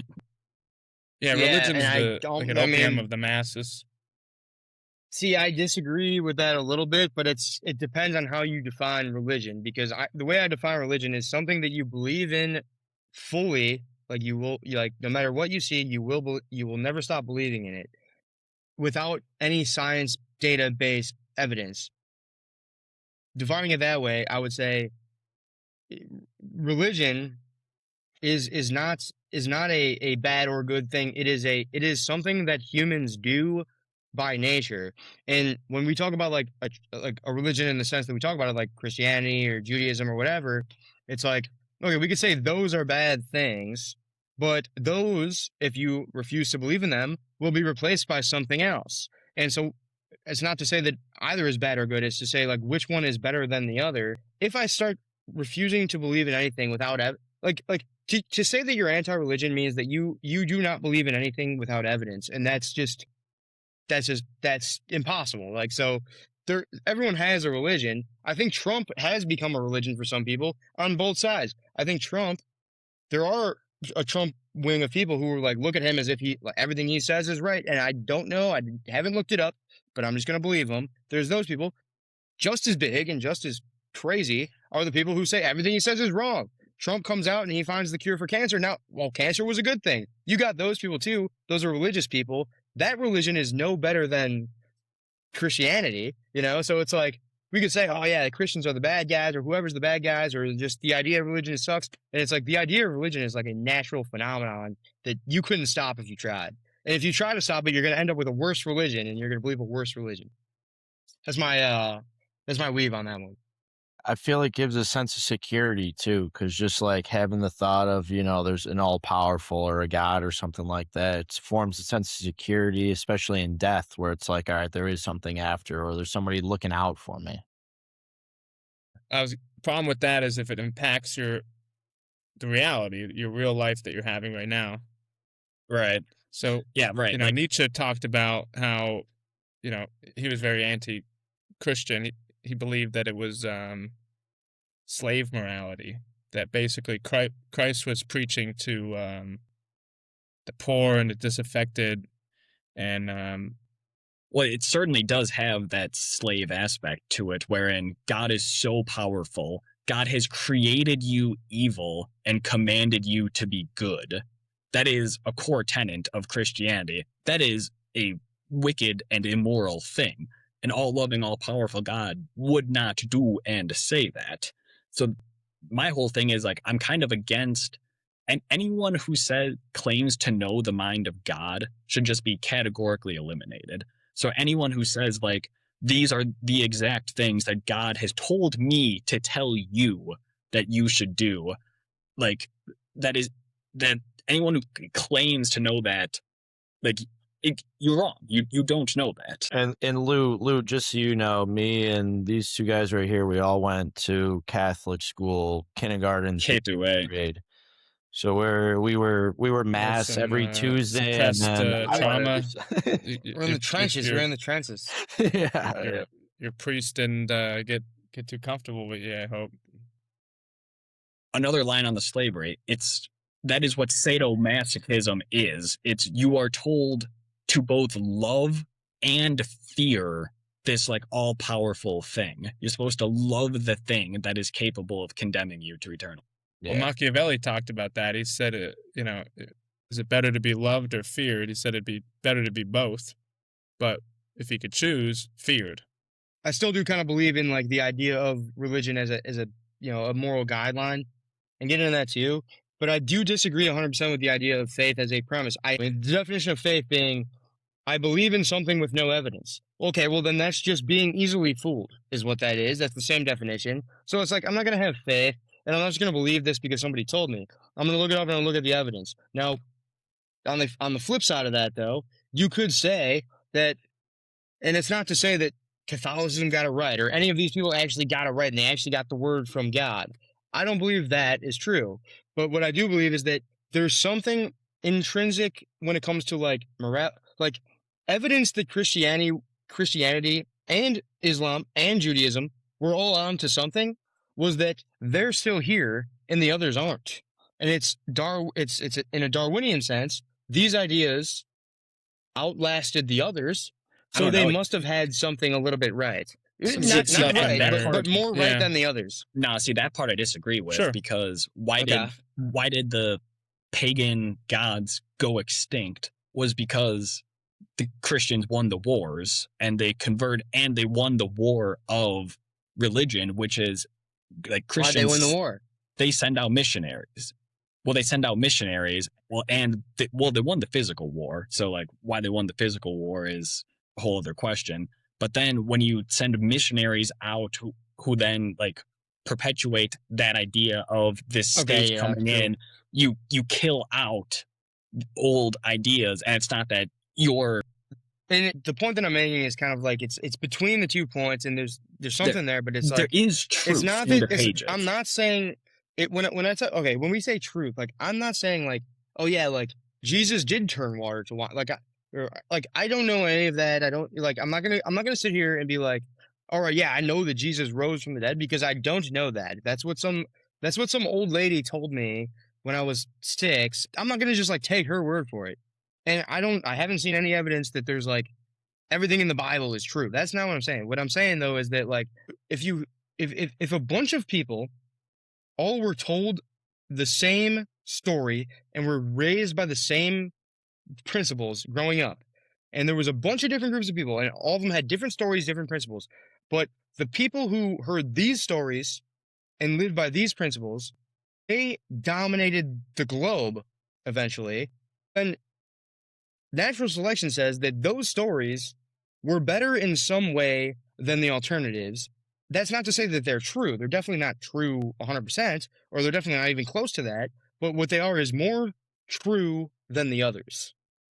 When it comes to their use, when it comes to their utility in the fundamental goal of survival and reproduction, they definitely are more useful than the others because we did an experiment on that and we have evidence. And the evidence is that we did this experiment. We took all these religions and we threw them against each other and we said, which one is more useful when it comes to survival and reproduction? And there were a handful that won, and Christianity was one of the big ones, and Islam was also one of the big ones, and Judaism was one of the big ones. So it seems like those three, it doesn't have to be that the stories are true or anything's true. It just has to be that there's something subconsciously ingrained in the people that those three won, that it was better than the other ones, right? Or no? I mean, I shouldn't say Yeah, it definitely has to be, but it seems I get what you logical mean. that it would be. I wanted to hop in with a point. When I said that there's like truth in the words, I agree with you. I know I've made myself clear on the point of like I don't believe in like water to wine things, but like I was reading the Bible the other day. I downloaded an app and there's a story. This is Jesus's words, by the way. This is New Testament. I don't remember, maybe Mark, but he's talking about etiquette at a party basically, and he says this: when you show up to a party, don't go and sit in the seat of honor, right? Like don't go take prime real estate next to the host. Don't take the seat of exaltation. Instead, go to the end of the banquet table. So you sit at the end of the banquet table, because then if the host wants you to sit in a better spot, he comes over to you and says, no, I have this gas spot for you over here. And he'll come and everyone will be like, oh, look, he's getting exalted. He's going to the good spot. Instead, you sit at the end, you can get that. If you started off going to the exalted spot, but that wasn't your seat, you then get embarrassed and he brings you to the end of the table. So I'm like, there is truth there.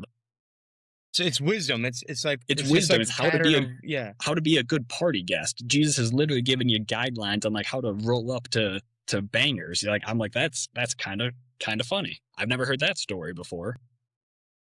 Never heard that one either, but that's a perfect example of what I'm saying. I'm talking about like that type of wisdom where it's like, okay, there's like a little bit of like, the idea of treat others how you want to be treated, shit like that. When it comes, okay, here's a good one. We don't believe in group punishment. If your dad did a crime, you can't be charged for that crime. Or your buddy did a crime and you weren't even there, you can't get charged for that crime. But prior to some of these religious texts, that was like the norm. The norm was like, hey, your dad did a crime, so you're also a slave. It was the religious text that first said like, no, you can't do group punishment. You can't do collective punishment. That's like a foundational principle in America. That's from the Bible. And that's just one example of many where there's like wisdom in there that we still operate by. As much as we want to hate on the Bible, we want to hate on religion, we still operate by those principles because of the wisdom behind them. Mm-hmm. I think there's something to that, for sure. You could take the best parts of it, and I mean, there's a lot of things about Jesus that I was also gonna say like. Good. The issue is you can't take religion a la carte because that's like a fundamental thing. Well, it's see like, that is what I do though. That is exactly what I do is I take it a la carte. Right. But like I get what you mean though. Like this is the indelible word of God or it is not. So if you can take a good line from it and be like, oh, see, look how good it is, but there's some really bad lines in there as well. And like, well, this can't be the word of God. You do almost have to. You have to cherry pick it, but you can't. Like, to get any use out of it, you have to cherry pick it. So, well, broken clock's right. Sometimes, I mean, there's, God commanded the Israelites to slaughter all the Canaanites, kill every man, woman, child, all the livestock. There is also a line in the Old Testament about, you said they don't believe in collective punishment. However, there is an Old Testament line. It's like the Old Testament does. It's like you will pay for the sins of your fathers to the 6th generation or whatever. when it talks about like, can you or can you not take it a la carte? As I'm thinking about it right now, I don't know if I agree with that. If we were to look at politics in the same sense of like, okay, obviously the Republicans aren't all right, the Democrats aren't all right, nobody's all right, but it's like, if we can take it a la carte, if we can look at religions and take them a la carte, that is science. Science is looking at religions and taking them a la carte. That's, I think, what science is. Well, yeah, Camels, I was going to ask you, like you're saying you almost can't take it a la carte, but isn't that like the categorization of like someone being an extremist in like a certain situation in religion or even in like a political standpoint? There's like certain, certifications of how much of a Republican you are, how extreme you are, if you follow everything to a T versus like a la carte. Isn't that more or less like taking it a la carte on how religious you are? Are you saying like you just you have to be in or out? I don't know. No, that's a good question. I think on like a political spectrum, you can pick and choose what you want to do. I'm saying if you are to call yourself like a full-blown Christian, you cannot take it a la carte, Okay. right? And Yeah. because I think someone who calls himself a Christian but continues to steal things is not a true Christian, and I think Christians would agree with that as Yeah. well. Well, right? the reason I asked is just like because we went to high school with a lot of Arabic people, and it was like a lot of people they follow like no pork and like all of the dietary restrictions, but then there's some that don't even follow the dietary restrictions and do things like that. So that's why I was kind of imagining like an extremist scale almost within each one of those entities. Yeah, and that is a thing, right? That Yeah. you can do that. It is perfectly okay to do, but again, like, can you call yourself like a Muslim if you like Don't eat follow it all pork, to a T. right? Yeah, If you exactly. don't follow it, right? Yeah. All right, I see that. You can still believe I in agree it, with you. or you can still believe in it, but like categorically speaking, I think you have to like fit all of the molds. But then what would I mean, you consider those people then? Like just like what would you categorize those people that follow 80% or 70% of one specific religion? Is that just you don't believe in religion at that point or No, like no, you're just like tribalist. a tribalist? what? I mean, I think that's kind of a It's a good tribalist. Like, not question. the people who are like all in your face about how religious I am, how good those people are tribalists. Those people are clinging to a group because they need something. Maybe they had a death in the family. Maybe they had a divorce. You get a bunch of people who have no one to talk to, so they join a tribe or a cult or a religion. It's the same. They're all kind of the same thing. Instincts. That's how we evolved. Is if you needed to survive back in the day, you had to be part of a tribe. Yeah, Yeah, you know? exactly right. and that's where it stems from. That's what like people are like, oh, like why do I have this need to be liked or like companionship? It's like, I mean, it is just an integral part of your biology. That's The why idea of us worshiping, Exactly. like it's ingrained deeply in the human, you know, reality. The reality of being a human. People like to worship things. I mean, yeah. it could be something the Anunnaki programmed into us back in the day when they, you know, played around with our DNA and made us good gold miners. Did you ever hear that theory? Yeah, yeah. Do you know about the Anunnaki? Oh, Anunnaki. it's just like some like aliens showed up thousands of years ago, basically, and like merged with us or something. That No, maybe were I think it's like there's these Anunnaki aliens wanted to extract gold from our planet to protect something in their planet. And if you look at our DNA, there is a suspicious jump where we went from like stupid monkeys to like, you know, a little bit, less stupid monkeys. And it doesn't make sense how quickly we went up, like there's different theories. One of them's that, we started eating magic mushrooms and that kind of like sparked creativity in our minds, but, yep. which ties into religion. There's a book called The Sacred Mushroom and the Cross that talks about. Christianity was the first viral trend that made it, past, they fucking stuck around. That was the first, they were like Seinfeld. Most shows, they have a couple seasons. Seinfeld, 9 seasons. Made it to the end. They didn't get canceled. About They nothing. said, I'm done. Always Sunny. Always Sunny's been going on since 2003. Christianity was the Always Sunny. But it's like most religions you see now, you forget about in a Just couple like minutes. Always Sunny, it fell off big time at the end there. Fell off big time at the end. That's when they started doing all the crazy shit. But those first, they had me. Yeah, they were good. Hey, yeah, for sure. But Sunny's not terrible still. I've seen the new ones. It's not awful, but it's not like peak. Yeah, I Kels, like I was Mac gonna when he say. was still in the closet. Once he came out of the closet.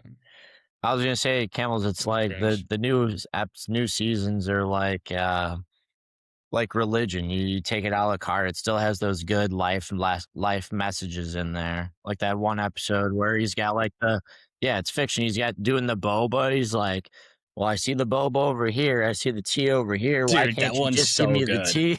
like Dude, what the that hell are we episode's doing so here? good.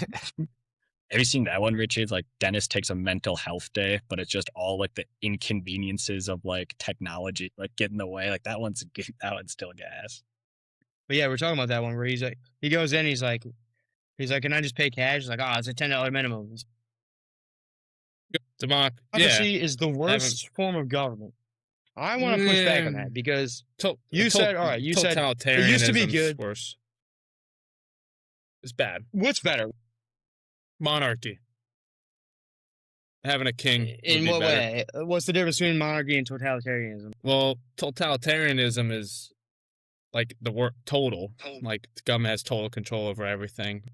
King, I guess it could technically, but then it'd be a totalitarian.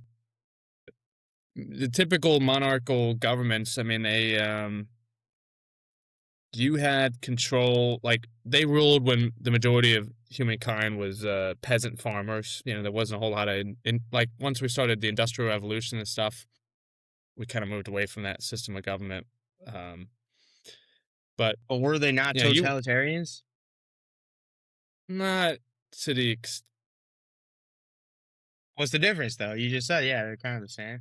Well, they don't have total control. You would have control over what you grew, for example, where you lived within, in the country. Like, they could draft you, they could tax you, but like otherwise you were, you had to follow their rule of law. King could just decide on a law. You didn't have to go through Congress or nothing. But a totalitarian government is more akin to like 1984. Like it's everything is controlled by the government. You said no, there's a difference, and then you described one thing that was exactly the same as the other thing. You said, they can tax you, they can kill you, they can take your shit, and they control everything you do, but it's not like they control everything you do. That's kind of what you just said. Or you were saying that he was just calling out, he was describing the same thing as democracy, or the same thing as monarchy and totalitarianism. I agreed with your point on democracy that it's not good. I agree with that. That's definitely true. But I'm just like, I disagree that the monarchy was. I think democracy is an improvement from monarchy, and then we should be able to improve from here. Yeah, like the Magna Carta was signed in 1215. It forced kings to acknowledge limits on their power, and monarchies, ruled under that. People had some rights. Like kings had a lot of power. Don't get me wrong, but what I would define as a totalitarian system would be like what China had in the early days, and arguably still does. When Mao took over China, good. That a monarchy can choose to be totalitarian if they'd like to, but a lot of times they don't. But like they do have the more limits on their power. There's more limits on monarchy than a totalitarian. Yeah. Okay, that's all right. What is it then? That's what I'm missing. What's the limits? Well, When I hear monarchy, I literally picture the same thing. vast. Yeah, I punched it in on AI here. Power is personal and limited by tradition. The king owns the kingdom the way you own property. He has an interest in its long-term value. You know, it says vast areas of daily life are completely untouched by royal power. That's kind of what I'm getting at, is like the king wants to tax you, he wants to draft you if there's a war he wants to fight, but you can decide what you want to wear that day, what you want to farm, who you want to marry. I mean, like a totalitarian regime controls everything. It controls thought. There's a book written by a guy named Robert Lifton. It's called Totalitarianism, Thought Reform, and the Psychology of Totalism. He was a psychologist who went to China after Mao took over. He went to Hong Kong, which was a British territory up until like 1999. And he interviewed these people who escaped from China to Hong Kong. And what the Chinese did was they were a totalitarian government, and they wanted total control over everything. So they tried to brainwash the population. There was 8 forms. Let me look this up real quick. Talk about data driven right here. No religious bullshit. No belief right here. Exactly. So he wrote the book in 1961. The first, and the Chinese government used all 8 of these tactics to control their population. And what This is during Mao, right? During Mao, yeah, during Mao. He wrote the book in 1961. Mao ruled from like 49 to 1976 or something when he died. But what Lifton said as a psychologist was, any government, any society that has all 8 forms of these manipulations is brainwashing.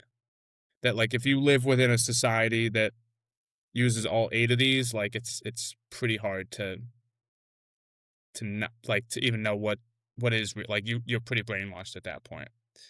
I'm guessing we might be one of those societies. Well, let me know if any of these sound familiar. Yeah. So the number one and most important one is milieu control. Control of the environment and communications. The totalitarian organization controls what information gets in and what gets out. You only hear what you want to hear. The outside world is filtered. Control of the information. Close to a check. Not to get on a side rant, but or a side conversation, but this book was recommended to me by my grandfather because he was a deprogrammer for cults. He fought in Vietnam, and when he came back from Vietnam, he started there was a lot of cults in America at the time, and his job was to essentially kidnap people that were in cults, lock himself in a room with them, and undo their brainwashing. That's an insane job. He used this Dude, book. Yeah, that's fucking awesome, dude. All right, we might have to do another one. We might talk about that if you want. He's got some interesting stories. He told me. Richie, I was just thinking this has got to be a series. Just about to bring it up before Lou went on this tangent. Sorry, Lou, about how we were just talking about how Hitler was a great leader the other day. I never said that. I think a Hitler figure would naturally arise under those circumstances. The Treaty of Versailles that they made them have to sign, and the reparations they were dealing with. I mean, and he was a charismatic. He was a charismatic con man who. I mean, the thing about Hitler was that he believed what he said. He wasn't bullshitting. He was just out of his fucking mind, dude. He was on a. Dude, have you ever read Blitzkrieg? It's called I know what you're talking about. Where they drugged them up with meth. Yeah, they were drugged up the whole time, dude. That's what a super soldier is. You just give him a gram of meth every day, and he can continue to Some march crocodile. forward. Well, that's Give him how they some took over the crocodile. French. The French were giving people wine. Hitler was giving them meth. The French set up this defensive thing that, where they thought Germany was going to come through, and fucking Hitler, and it's in that book you're talking about. Hitler dosed them up with meth, so they marched day and night because they I guess I don't do meth, but I guess you don't sleep very much when you're on it if you keep taking it. Marched like to a different position that like would have been crazy to go there, like through like the Alps or something, and hit France where they didn't expect it. And that's why France fell in like 4 weeks, it was the Blitzkrieg, but like the Blitzkrieg was enabled through the drugs. Without the drugs, they wouldn't have been able to pull off the maneuver they did. That part makes sense, actually, of like, oh yeah, you're like in war. It's like, oh, we're going to give you something that makes you feel really good and not want to sleep and want to keep fighting. That makes sense. What's crazy is that, like, it wasn't even just, like, the soldiers. It was, like, Hitler himself. He wasn't actually taking meth, but he was taking, like, these, like, cocktails of, like, opium and cocaine and, like, a bunch of... He had, like, a doctor who was, like, injecting him with it. And he was doing it every He was day. on some stuff. And they would, like, time it. He would time it around, like, his big public appearances. Opium. There's a video of him at the Olympics where he's like, Yeah, where He's, like, he's going sitting through there it like all. this. Yeah. There's I saw that. another race coming. Yeah, Yeah. he couldn't. He was you know, tweaking off of it. a little bit. But I Looked mean, like that he is might just have like so crazy that one of the biggest events in modern history was driven by the fact that like everyone involved, yeah, like everyone involved was just like been. Interesting topic. There's a book I read called Churchill, Hitler, and the Unnecessary War. And he talks about how Churchill, it's a great book. If you want to understand, the non-government approved history of World War II. I mean, they tightly hold to their myths about World War II because they use it to justify every other war. I mean, if you don't invade Iran, then you're fucking Neville Chamberlain. You're the pussy that didn't stop Hitler when you had the chance. So be Churchill. Be the guy that goes to war all the time. Never mind how it failed the last 8 times. Remember 100 years ago when it worked. It worked. I mean, all the people who won World War II are, falling, they're not going to be ruling the world in 50 years. But the book talks about how Churchill is really the worst character of the war. If you're going to pick a villain, it certainly would be Churchill. Hitler, he wrote, Mein Kampf. Not to get too sidetracked, but there was World War I, and World War I fucked up Germany pretty bad, and they had to sign. They were basically blockaded and bombed into starvation and forced to sign a deal that was just horrible. Like complete surrender. They were fucked for the next 30 years plus with this deal. So Hitler or somebody like him was going to rise up and protest against it because Germany was the best economy, the best people of Europe, at least economically. So Hitler's doctrine was, he wanted to unite the German people because there was a lot of German people who were no longer in Germany, and he wanted, sovereignty. He wanted what we want. We don't want to be controlled by Israel. Neither did he. So, or the Jews, because I guess technically Israel didn't exist. So we'll just call them the Jews back then. But he laid out his plan pretty explicitly. He wanted to take over the German-speaking areas, Czechoslovakia, Austria, parts of Poland and stuff that were German. He had no interest in going west. He didn't have any interest in fucking with France or England. France, the whole time Germany was invading and taking people over, they built, like I said, a defensive wall where they thought they'd get invaded. And it was clearly, they were signaling, we're not going in. Don't fuck with us, like we're defending our spot.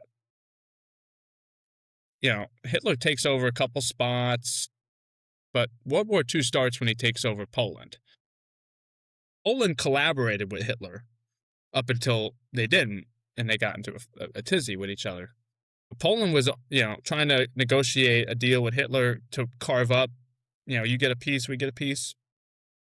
But the negotiations fell apart over a city called Danzig. It used to be called Danzig. I forget what the Polish call it now, but there's this little port city in Poland, north of Warsaw, that was built by Germans, had been German since like the 1300s. Over 90% of people spoke German, identified as Germans. They lost it. Technically it became part of Poland after World War I. And Germany said, as he said, he wanted to unite the German people. He said to Poland, we want Danzig. The people in Danzig are German. You can control Poland. You can have everything in between. We're going to build a highway to connect us. We'll maintain the highway. You have everything else. You get to keep everything else. But Poland felt like if we lose this important port city, we're giving up too much to Germany, and it's just inevitable maybe that they'll just take us over. We this is where we got to put our foot down, But the people of Danzig had a referendum. They voted. They wanted to join Germany. Hitler got them out of the whole world was in a Great Depression. Hitler was a central planner. He was no better than the rest of them, but he did a little bit better getting him out of the Depression faster. So they naturally wanted to join him. So if you believe in the will of the people, democracy, it's pretty, obvious. Danzig should have became German. The people of Danzig wanted to be German. Poland said no. But the only reason Poland said no was because Churchill, at this point, Neville Chamberlain was in charge up to that point. They ran him out at that point. Churchill takes over, I think, at this point. And he gives Poland a war guarantee. He says to Poland, if Germany fucks with you, we'll come in and cover. We got your back. And that blindsided Hitler. According to his writings before that, he planned on taking over all the German shit, and if anything, he hated communism. He had his eyes on Russia. He wanted to move east, not west. He made a deal with Britain. Britain's big thing was they didn't want anybody contesting them on the sea. So Germany was like, okay, we won't build big boats, whatever. You can have your navy. But England giving Poland a war guarantee gave Poland balls that they shouldn't have had. So Poland was like, fuck you, Hitler. England will cover our ass. So it kind of threw gas on the fire and caused the war to kick off to begin with. So that's what the war started over that region. And then, then France was allied with England. So then they had to get involved. And then we get involved eventually on the side of Stalin, who's much, arguably much worse than Hitler, And in the end, Poland became a protectorate of the Soviet Union. The whole point was to protect the sovereignty of Poland. I mean, England became, pretty irrelevant after World War II. I mean, they exalt Churchill as this great leader. He inherited the empire, the global power, and lost it. I mean, they lost control of it, because of their expansionist empire, same thing we're doing now, because they're trying to control shit that had nothing to do with them. Poland, for example, they lost control of shit that mattered, like India and Egypt and, all their overseas territories that really mattered to them. Did they have any right to be irrelevant running at this point. India? No, but that's how England became power. England is they were a colonial power. There's not a whole lot of resources in England. It's not very big. There's not a lot of people there. I mean, their power was based Look at them now. off. They're like a what are they? A peninsula. Yeah. As soon as they lose colonial power, they got nothing. The other thing funny about England, the most common name of a newborn boy in England is Muhammad. Not surprised. I think it's the same in the U.S., isn't it? I don't know about that. I mean, I can't remember. I saw something. I don't know if it was the probably world or the Jose or US. something in the Yeah, U.S. Jose, Miguel, maybe. But that's actually crazy. Miguel. So, I mean, all right. So, like, someone asked me this question, and it seems like it's like I feel like I get it, but I also didn't have a good answer. Like, I couldn't like explain it. When it comes to like immigration problems, right? All right. Obviously, we had immigration problems. England obviously had immigration problems. You look all over you look at every country, and it's like, okay, yeah. So basically, what's going on? Like, it's definitely an organized thing. I feel like no. Oh yeah. Why though? Is it just is Why? it the A lot of population reasons. crisis? They need. Okay. Well, corporations control our government. When Woodrow Wilson set up our current form of government back in the early 1900s, yeah, he did like he set up the Fed and gave Woodrow a Wilson lot of set up the Fed? regulations and what Woodrow Wilson, yeah, Shit, I didn't realize that. he's the second worst after Abe Lincoln is Woodrow Wilson. He also lied us into World War One. He campaigned explicitly that he would not take us Heard into that World one. War One, and then took us into World War One. But anyway,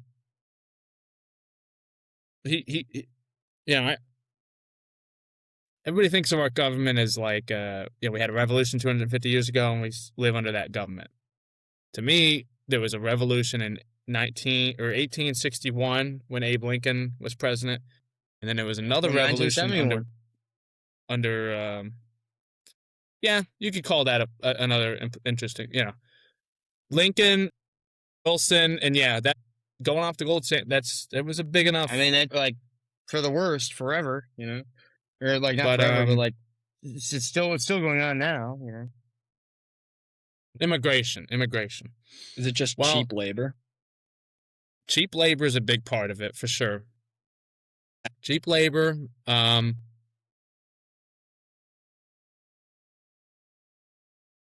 Yeah, I mean it's supply and demand. So all these people that come in aren't fucking the best and brightest. I mean, it used to be up until 1965 that we only took in immigrants from Europe, like people that were like of our culture. We had strict immigration controls, but now we take anywhere. Just walk across the border. But it suppresses the wage of workers. So corporations like that, and corporations control government. But it's also another flaw in the democratic system. So they can just import voters. Like for Democrats, they figure it's like a 70-30, everybody that comes in is going to be in their favor. They could just flood Texas and flood Florida with enough immigrants, even if they don't vote in this cycle, they'll vote in the next one, or their kids will, and they'll have 5 kids for every one that I have. Eventually, maybe they can have some kind of one-party state. I mean, we used to have, like in our lifetime, it seems like it goes back and forth every time. 4 years, 8 years, back and forth. But back to Lincoln, there was Democratic rule for 50 years. Before Lincoln. He was the first Republican president. But you can get a 50-year stretch of one-party rule in this country. So there's definitely an element of that. The Democrats want that at the expense of the people. Government just does whatever's in their interest and would give them more power. That's stealing from more people and putting us in more debt and giving away to the like Biden tried to give money to college students that, willingly took out debt and couldn't pay it off. Like why should I have my wages stolen to pay off somebody's student debt? A voluntary transaction that someone else chose to go into. Yeah. And then someone who looked at that option and said, no, I'm not going to do that actually because that's a bad idea. Did something else, and now they're saying, "Oh no, actually, that guy did a stupid thing. You did a smart thing, so you have to pay for him." Either way, all right. We want to get to one last thing. Lincoln. Give me the Why Lincoln Lincoln thing. sucks?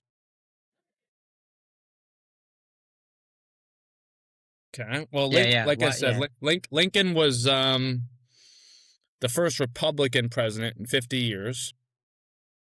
At the time, we had a South that was, pro-slavery and more agriculture based, and a Northern economy that was more industrial, like factories and whatnot. So very different economies, very different people, voted very differently, just like Florida votes different than California. Everybody in the North was naturally less pro-slavery because they didn't need slaves to make money. Technology, right? Yep, through their means of accumulating wealth. So So capitalism the stops slavery. Just to say. Sorry. so the demographics were kind of shifting. So the reason there was 50 years of Democratic rule, and the Democrats were the pro-slavery party of the South, was they had numbers. But the year Lincoln won, there was two Democrats that kind of ran against each other and kind of stole votes from each other. But they were gaining power. If it wasn't that election, it would have been maybe the next one, where the North was going to have a higher population density and be able to win these elections. So Lincoln ran on a pro-slavery platform, first of all. He gave a speech on his inauguration that I would call the Slavery Forever speech. There was a bill that was going through Congress that was going to enshrine slavery in our Constitution. You can add amendments to the Constitution. This would have enshrined the right to slavery within the Constitution. Lincoln publicly was in favor of this, advocated for this policy. And his reasoning was just political, to make, for political power. He had control of the executive branch. He wanted to control, when he inherited, like Buchanan before him was like a do-nothing president. This tension was happening before Lincoln. The South was upset about the demographic shifts and like the tax structure. They felt like they were getting the worst end of the deal. And we had an agreement as states that as a state, you had a lot more rights back then than you do now. Now the federal government tells you what to do. But back then, as a state, you could just decide, I'm good. I'll just be a state. I don't want to be part of the United States anymore. So they were getting kind of that point where they were like, this isn't in our interest. Maybe we'll just be on our own. So Lincoln inherits that, and his strategy to hold the Union together so the federal government had a larger tax base was, we'll give the South slavery. We'll give it to them forever. But all these new states are going to be non-slave states. The Kansas, the Missouris, where they were expanding to at that point. And the South was like, well, so fuck us then, right? So from now on, it's going to be a Republican president every single time, because every single, basically if you were a slave state, you were a Democrat state. If you weren't, you were a Republican state.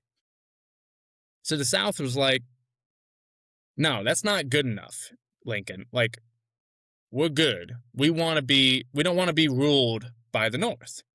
And a big reason they didn't want to be ruled by the North was the moral tariff.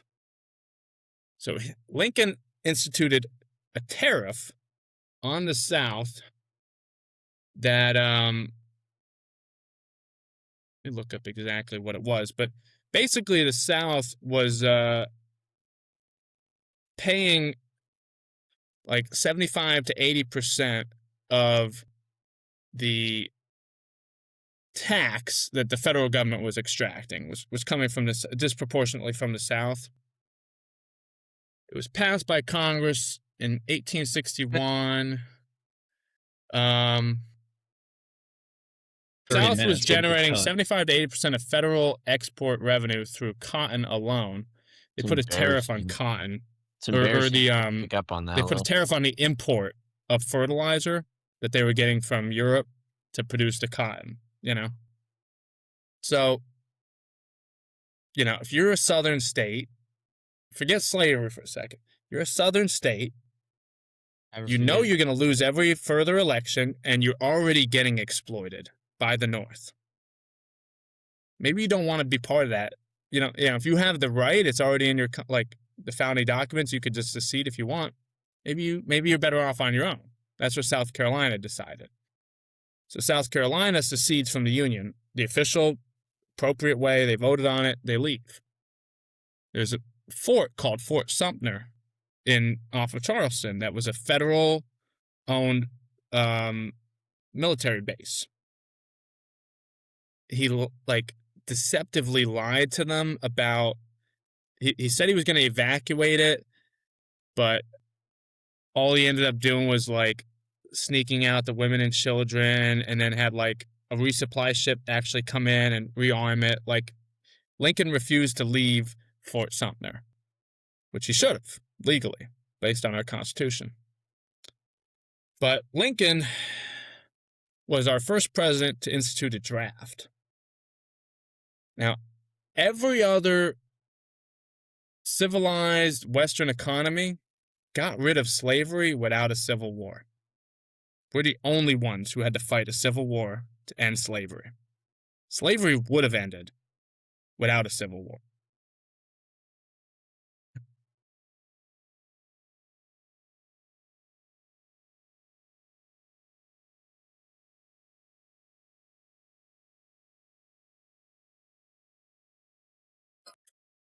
Now, the South actually thought, the South knew they were outnumbered if they had to fight a civil war against the North.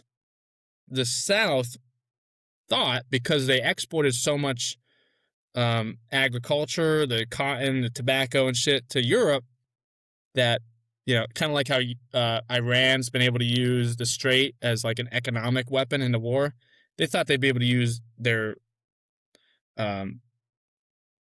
agriculture as a weapon, that the Europeans would come in and protect them and not allow the North to fuck with them too much because they needed their cotton or whatever. And basically that was a miscalculation. They weren't willing to, stick their neck out for them. So, that's more so what it was fought about. I mean, Lincoln, even his Emancipation Proclamation only freed. He did the Emancipation Proclamation to free the slaves from the South. There were slaves in the North, and there were escaped slaves that went to the North, and they were not freed with the Emancipation Proclamation. The only purpose of the Emancipation Proclamation was to create civil unrest in the South, to cause chaos behind enemy lines. He waged war against the civilian population with Sherman's March. I mean, they directly targeted civilian infrastructure, which is particularly bad when it's your own fucking country. He suspended habeas corpus, which is the right to free speech, and he deported a congressman. Don't trust your heroes. The slaves that, to the extent that he was actually in favor of releasing the slaves, he was in favor of he thought they didn't have any right to be in America. So he was a colonialist. His plan was to send all the escaped slaves. Once he took over, he died before he could do this. But once he took over, and wanted to brand himself as the anti-slavery guy after everything he said pro-slavery. His plan to deal with them was he was going to colonize Africa. He was going to forcibly send them all back to Africa. And we did actually do this in a small scale, not the scale that Lincoln wanted. But there's a country called Liberia in Africa. It's a bunch of freed American slaves that we sent there, and government subsidized their conquest of that land. But basically it's like a, what do you call it, a economy where, it's blacks oppressing other blacks, but the blacks that came from America, the freed slaves, rule over the indigenous blacks. It's a poor country. It hasn't gone very well. Hitler was, or not, I keep calling him Hitler. He's right in that fucking vein of him, but Lincoln was, no friend of the blacks. I mean, he he was the first one to institute an income tax, and he basically set up the whole framework that Wilson finished off, Woodrow Wilson, in the early 1900s, of like total federal government takeover. Before Lincoln, we were the United States, or these United States, or something they call it, and it became the United States. Like, the United States is a country. We're not like states that are united together anymore. It's just there's a federal government that controls everything. I mean, like I said in the beginning, we started with the most limited government possible. Lincoln was the biggest reason I call him the worst. I mean, he killed the most people, I mean, he did all the worst things. A draft. He was the first one to create a fiat currency, called them the greenbacks. First fiat currency, first income tax. The greenbacks were a fiat currency? I didn't know that. Yeah, I know about the greenbacks. I didn't know it was a fiat. I thought it was called the greenbacks because it was backed by gold. No? I think it was a fiat currency used to help fund the war against the South. Yeah. In prison, a lot of journalists and people. There was the congressman that he gave an anti-war speech in Congress. They fucking deported his ass from the country. As a born in America, says Wait, Abe Lincoln? Abe Lincoln deported a sitting U.S. congressperson for giving an anti-war speech. Confirmed it was fiat currency. Can't stand. The reason we had a revolution from, we had a slave economy, then we had a serfdom-based economy, then we had a, like a peasant, bourgeois kind of economy. And now then we had the Industrial Revolution, capitalist society kind of took over. And that's where all of the growth really happened, was capitalism. Last 300 years or so. Not much growth before that. But each evolution was driven by economic need. Like, it was fine to keep us as serfs and peasants when all we knew how to do was farm. But once, the cities started going and, factories were getting built and we would learn how to build stuff and, the old system was holding back human progress so much that it caused a revolution. Oh, hang on a sec. I gotta get out here. I will. I enjoyed. He seems. Have Lou back on. We could do it again. I'm down. Yeah. Lou, thank you for coming on. Thank you for having me. It was cool. Hopping off here. Good way to get vented out, man. Most people won't listen to me for 3 hours talk about this kind of shit.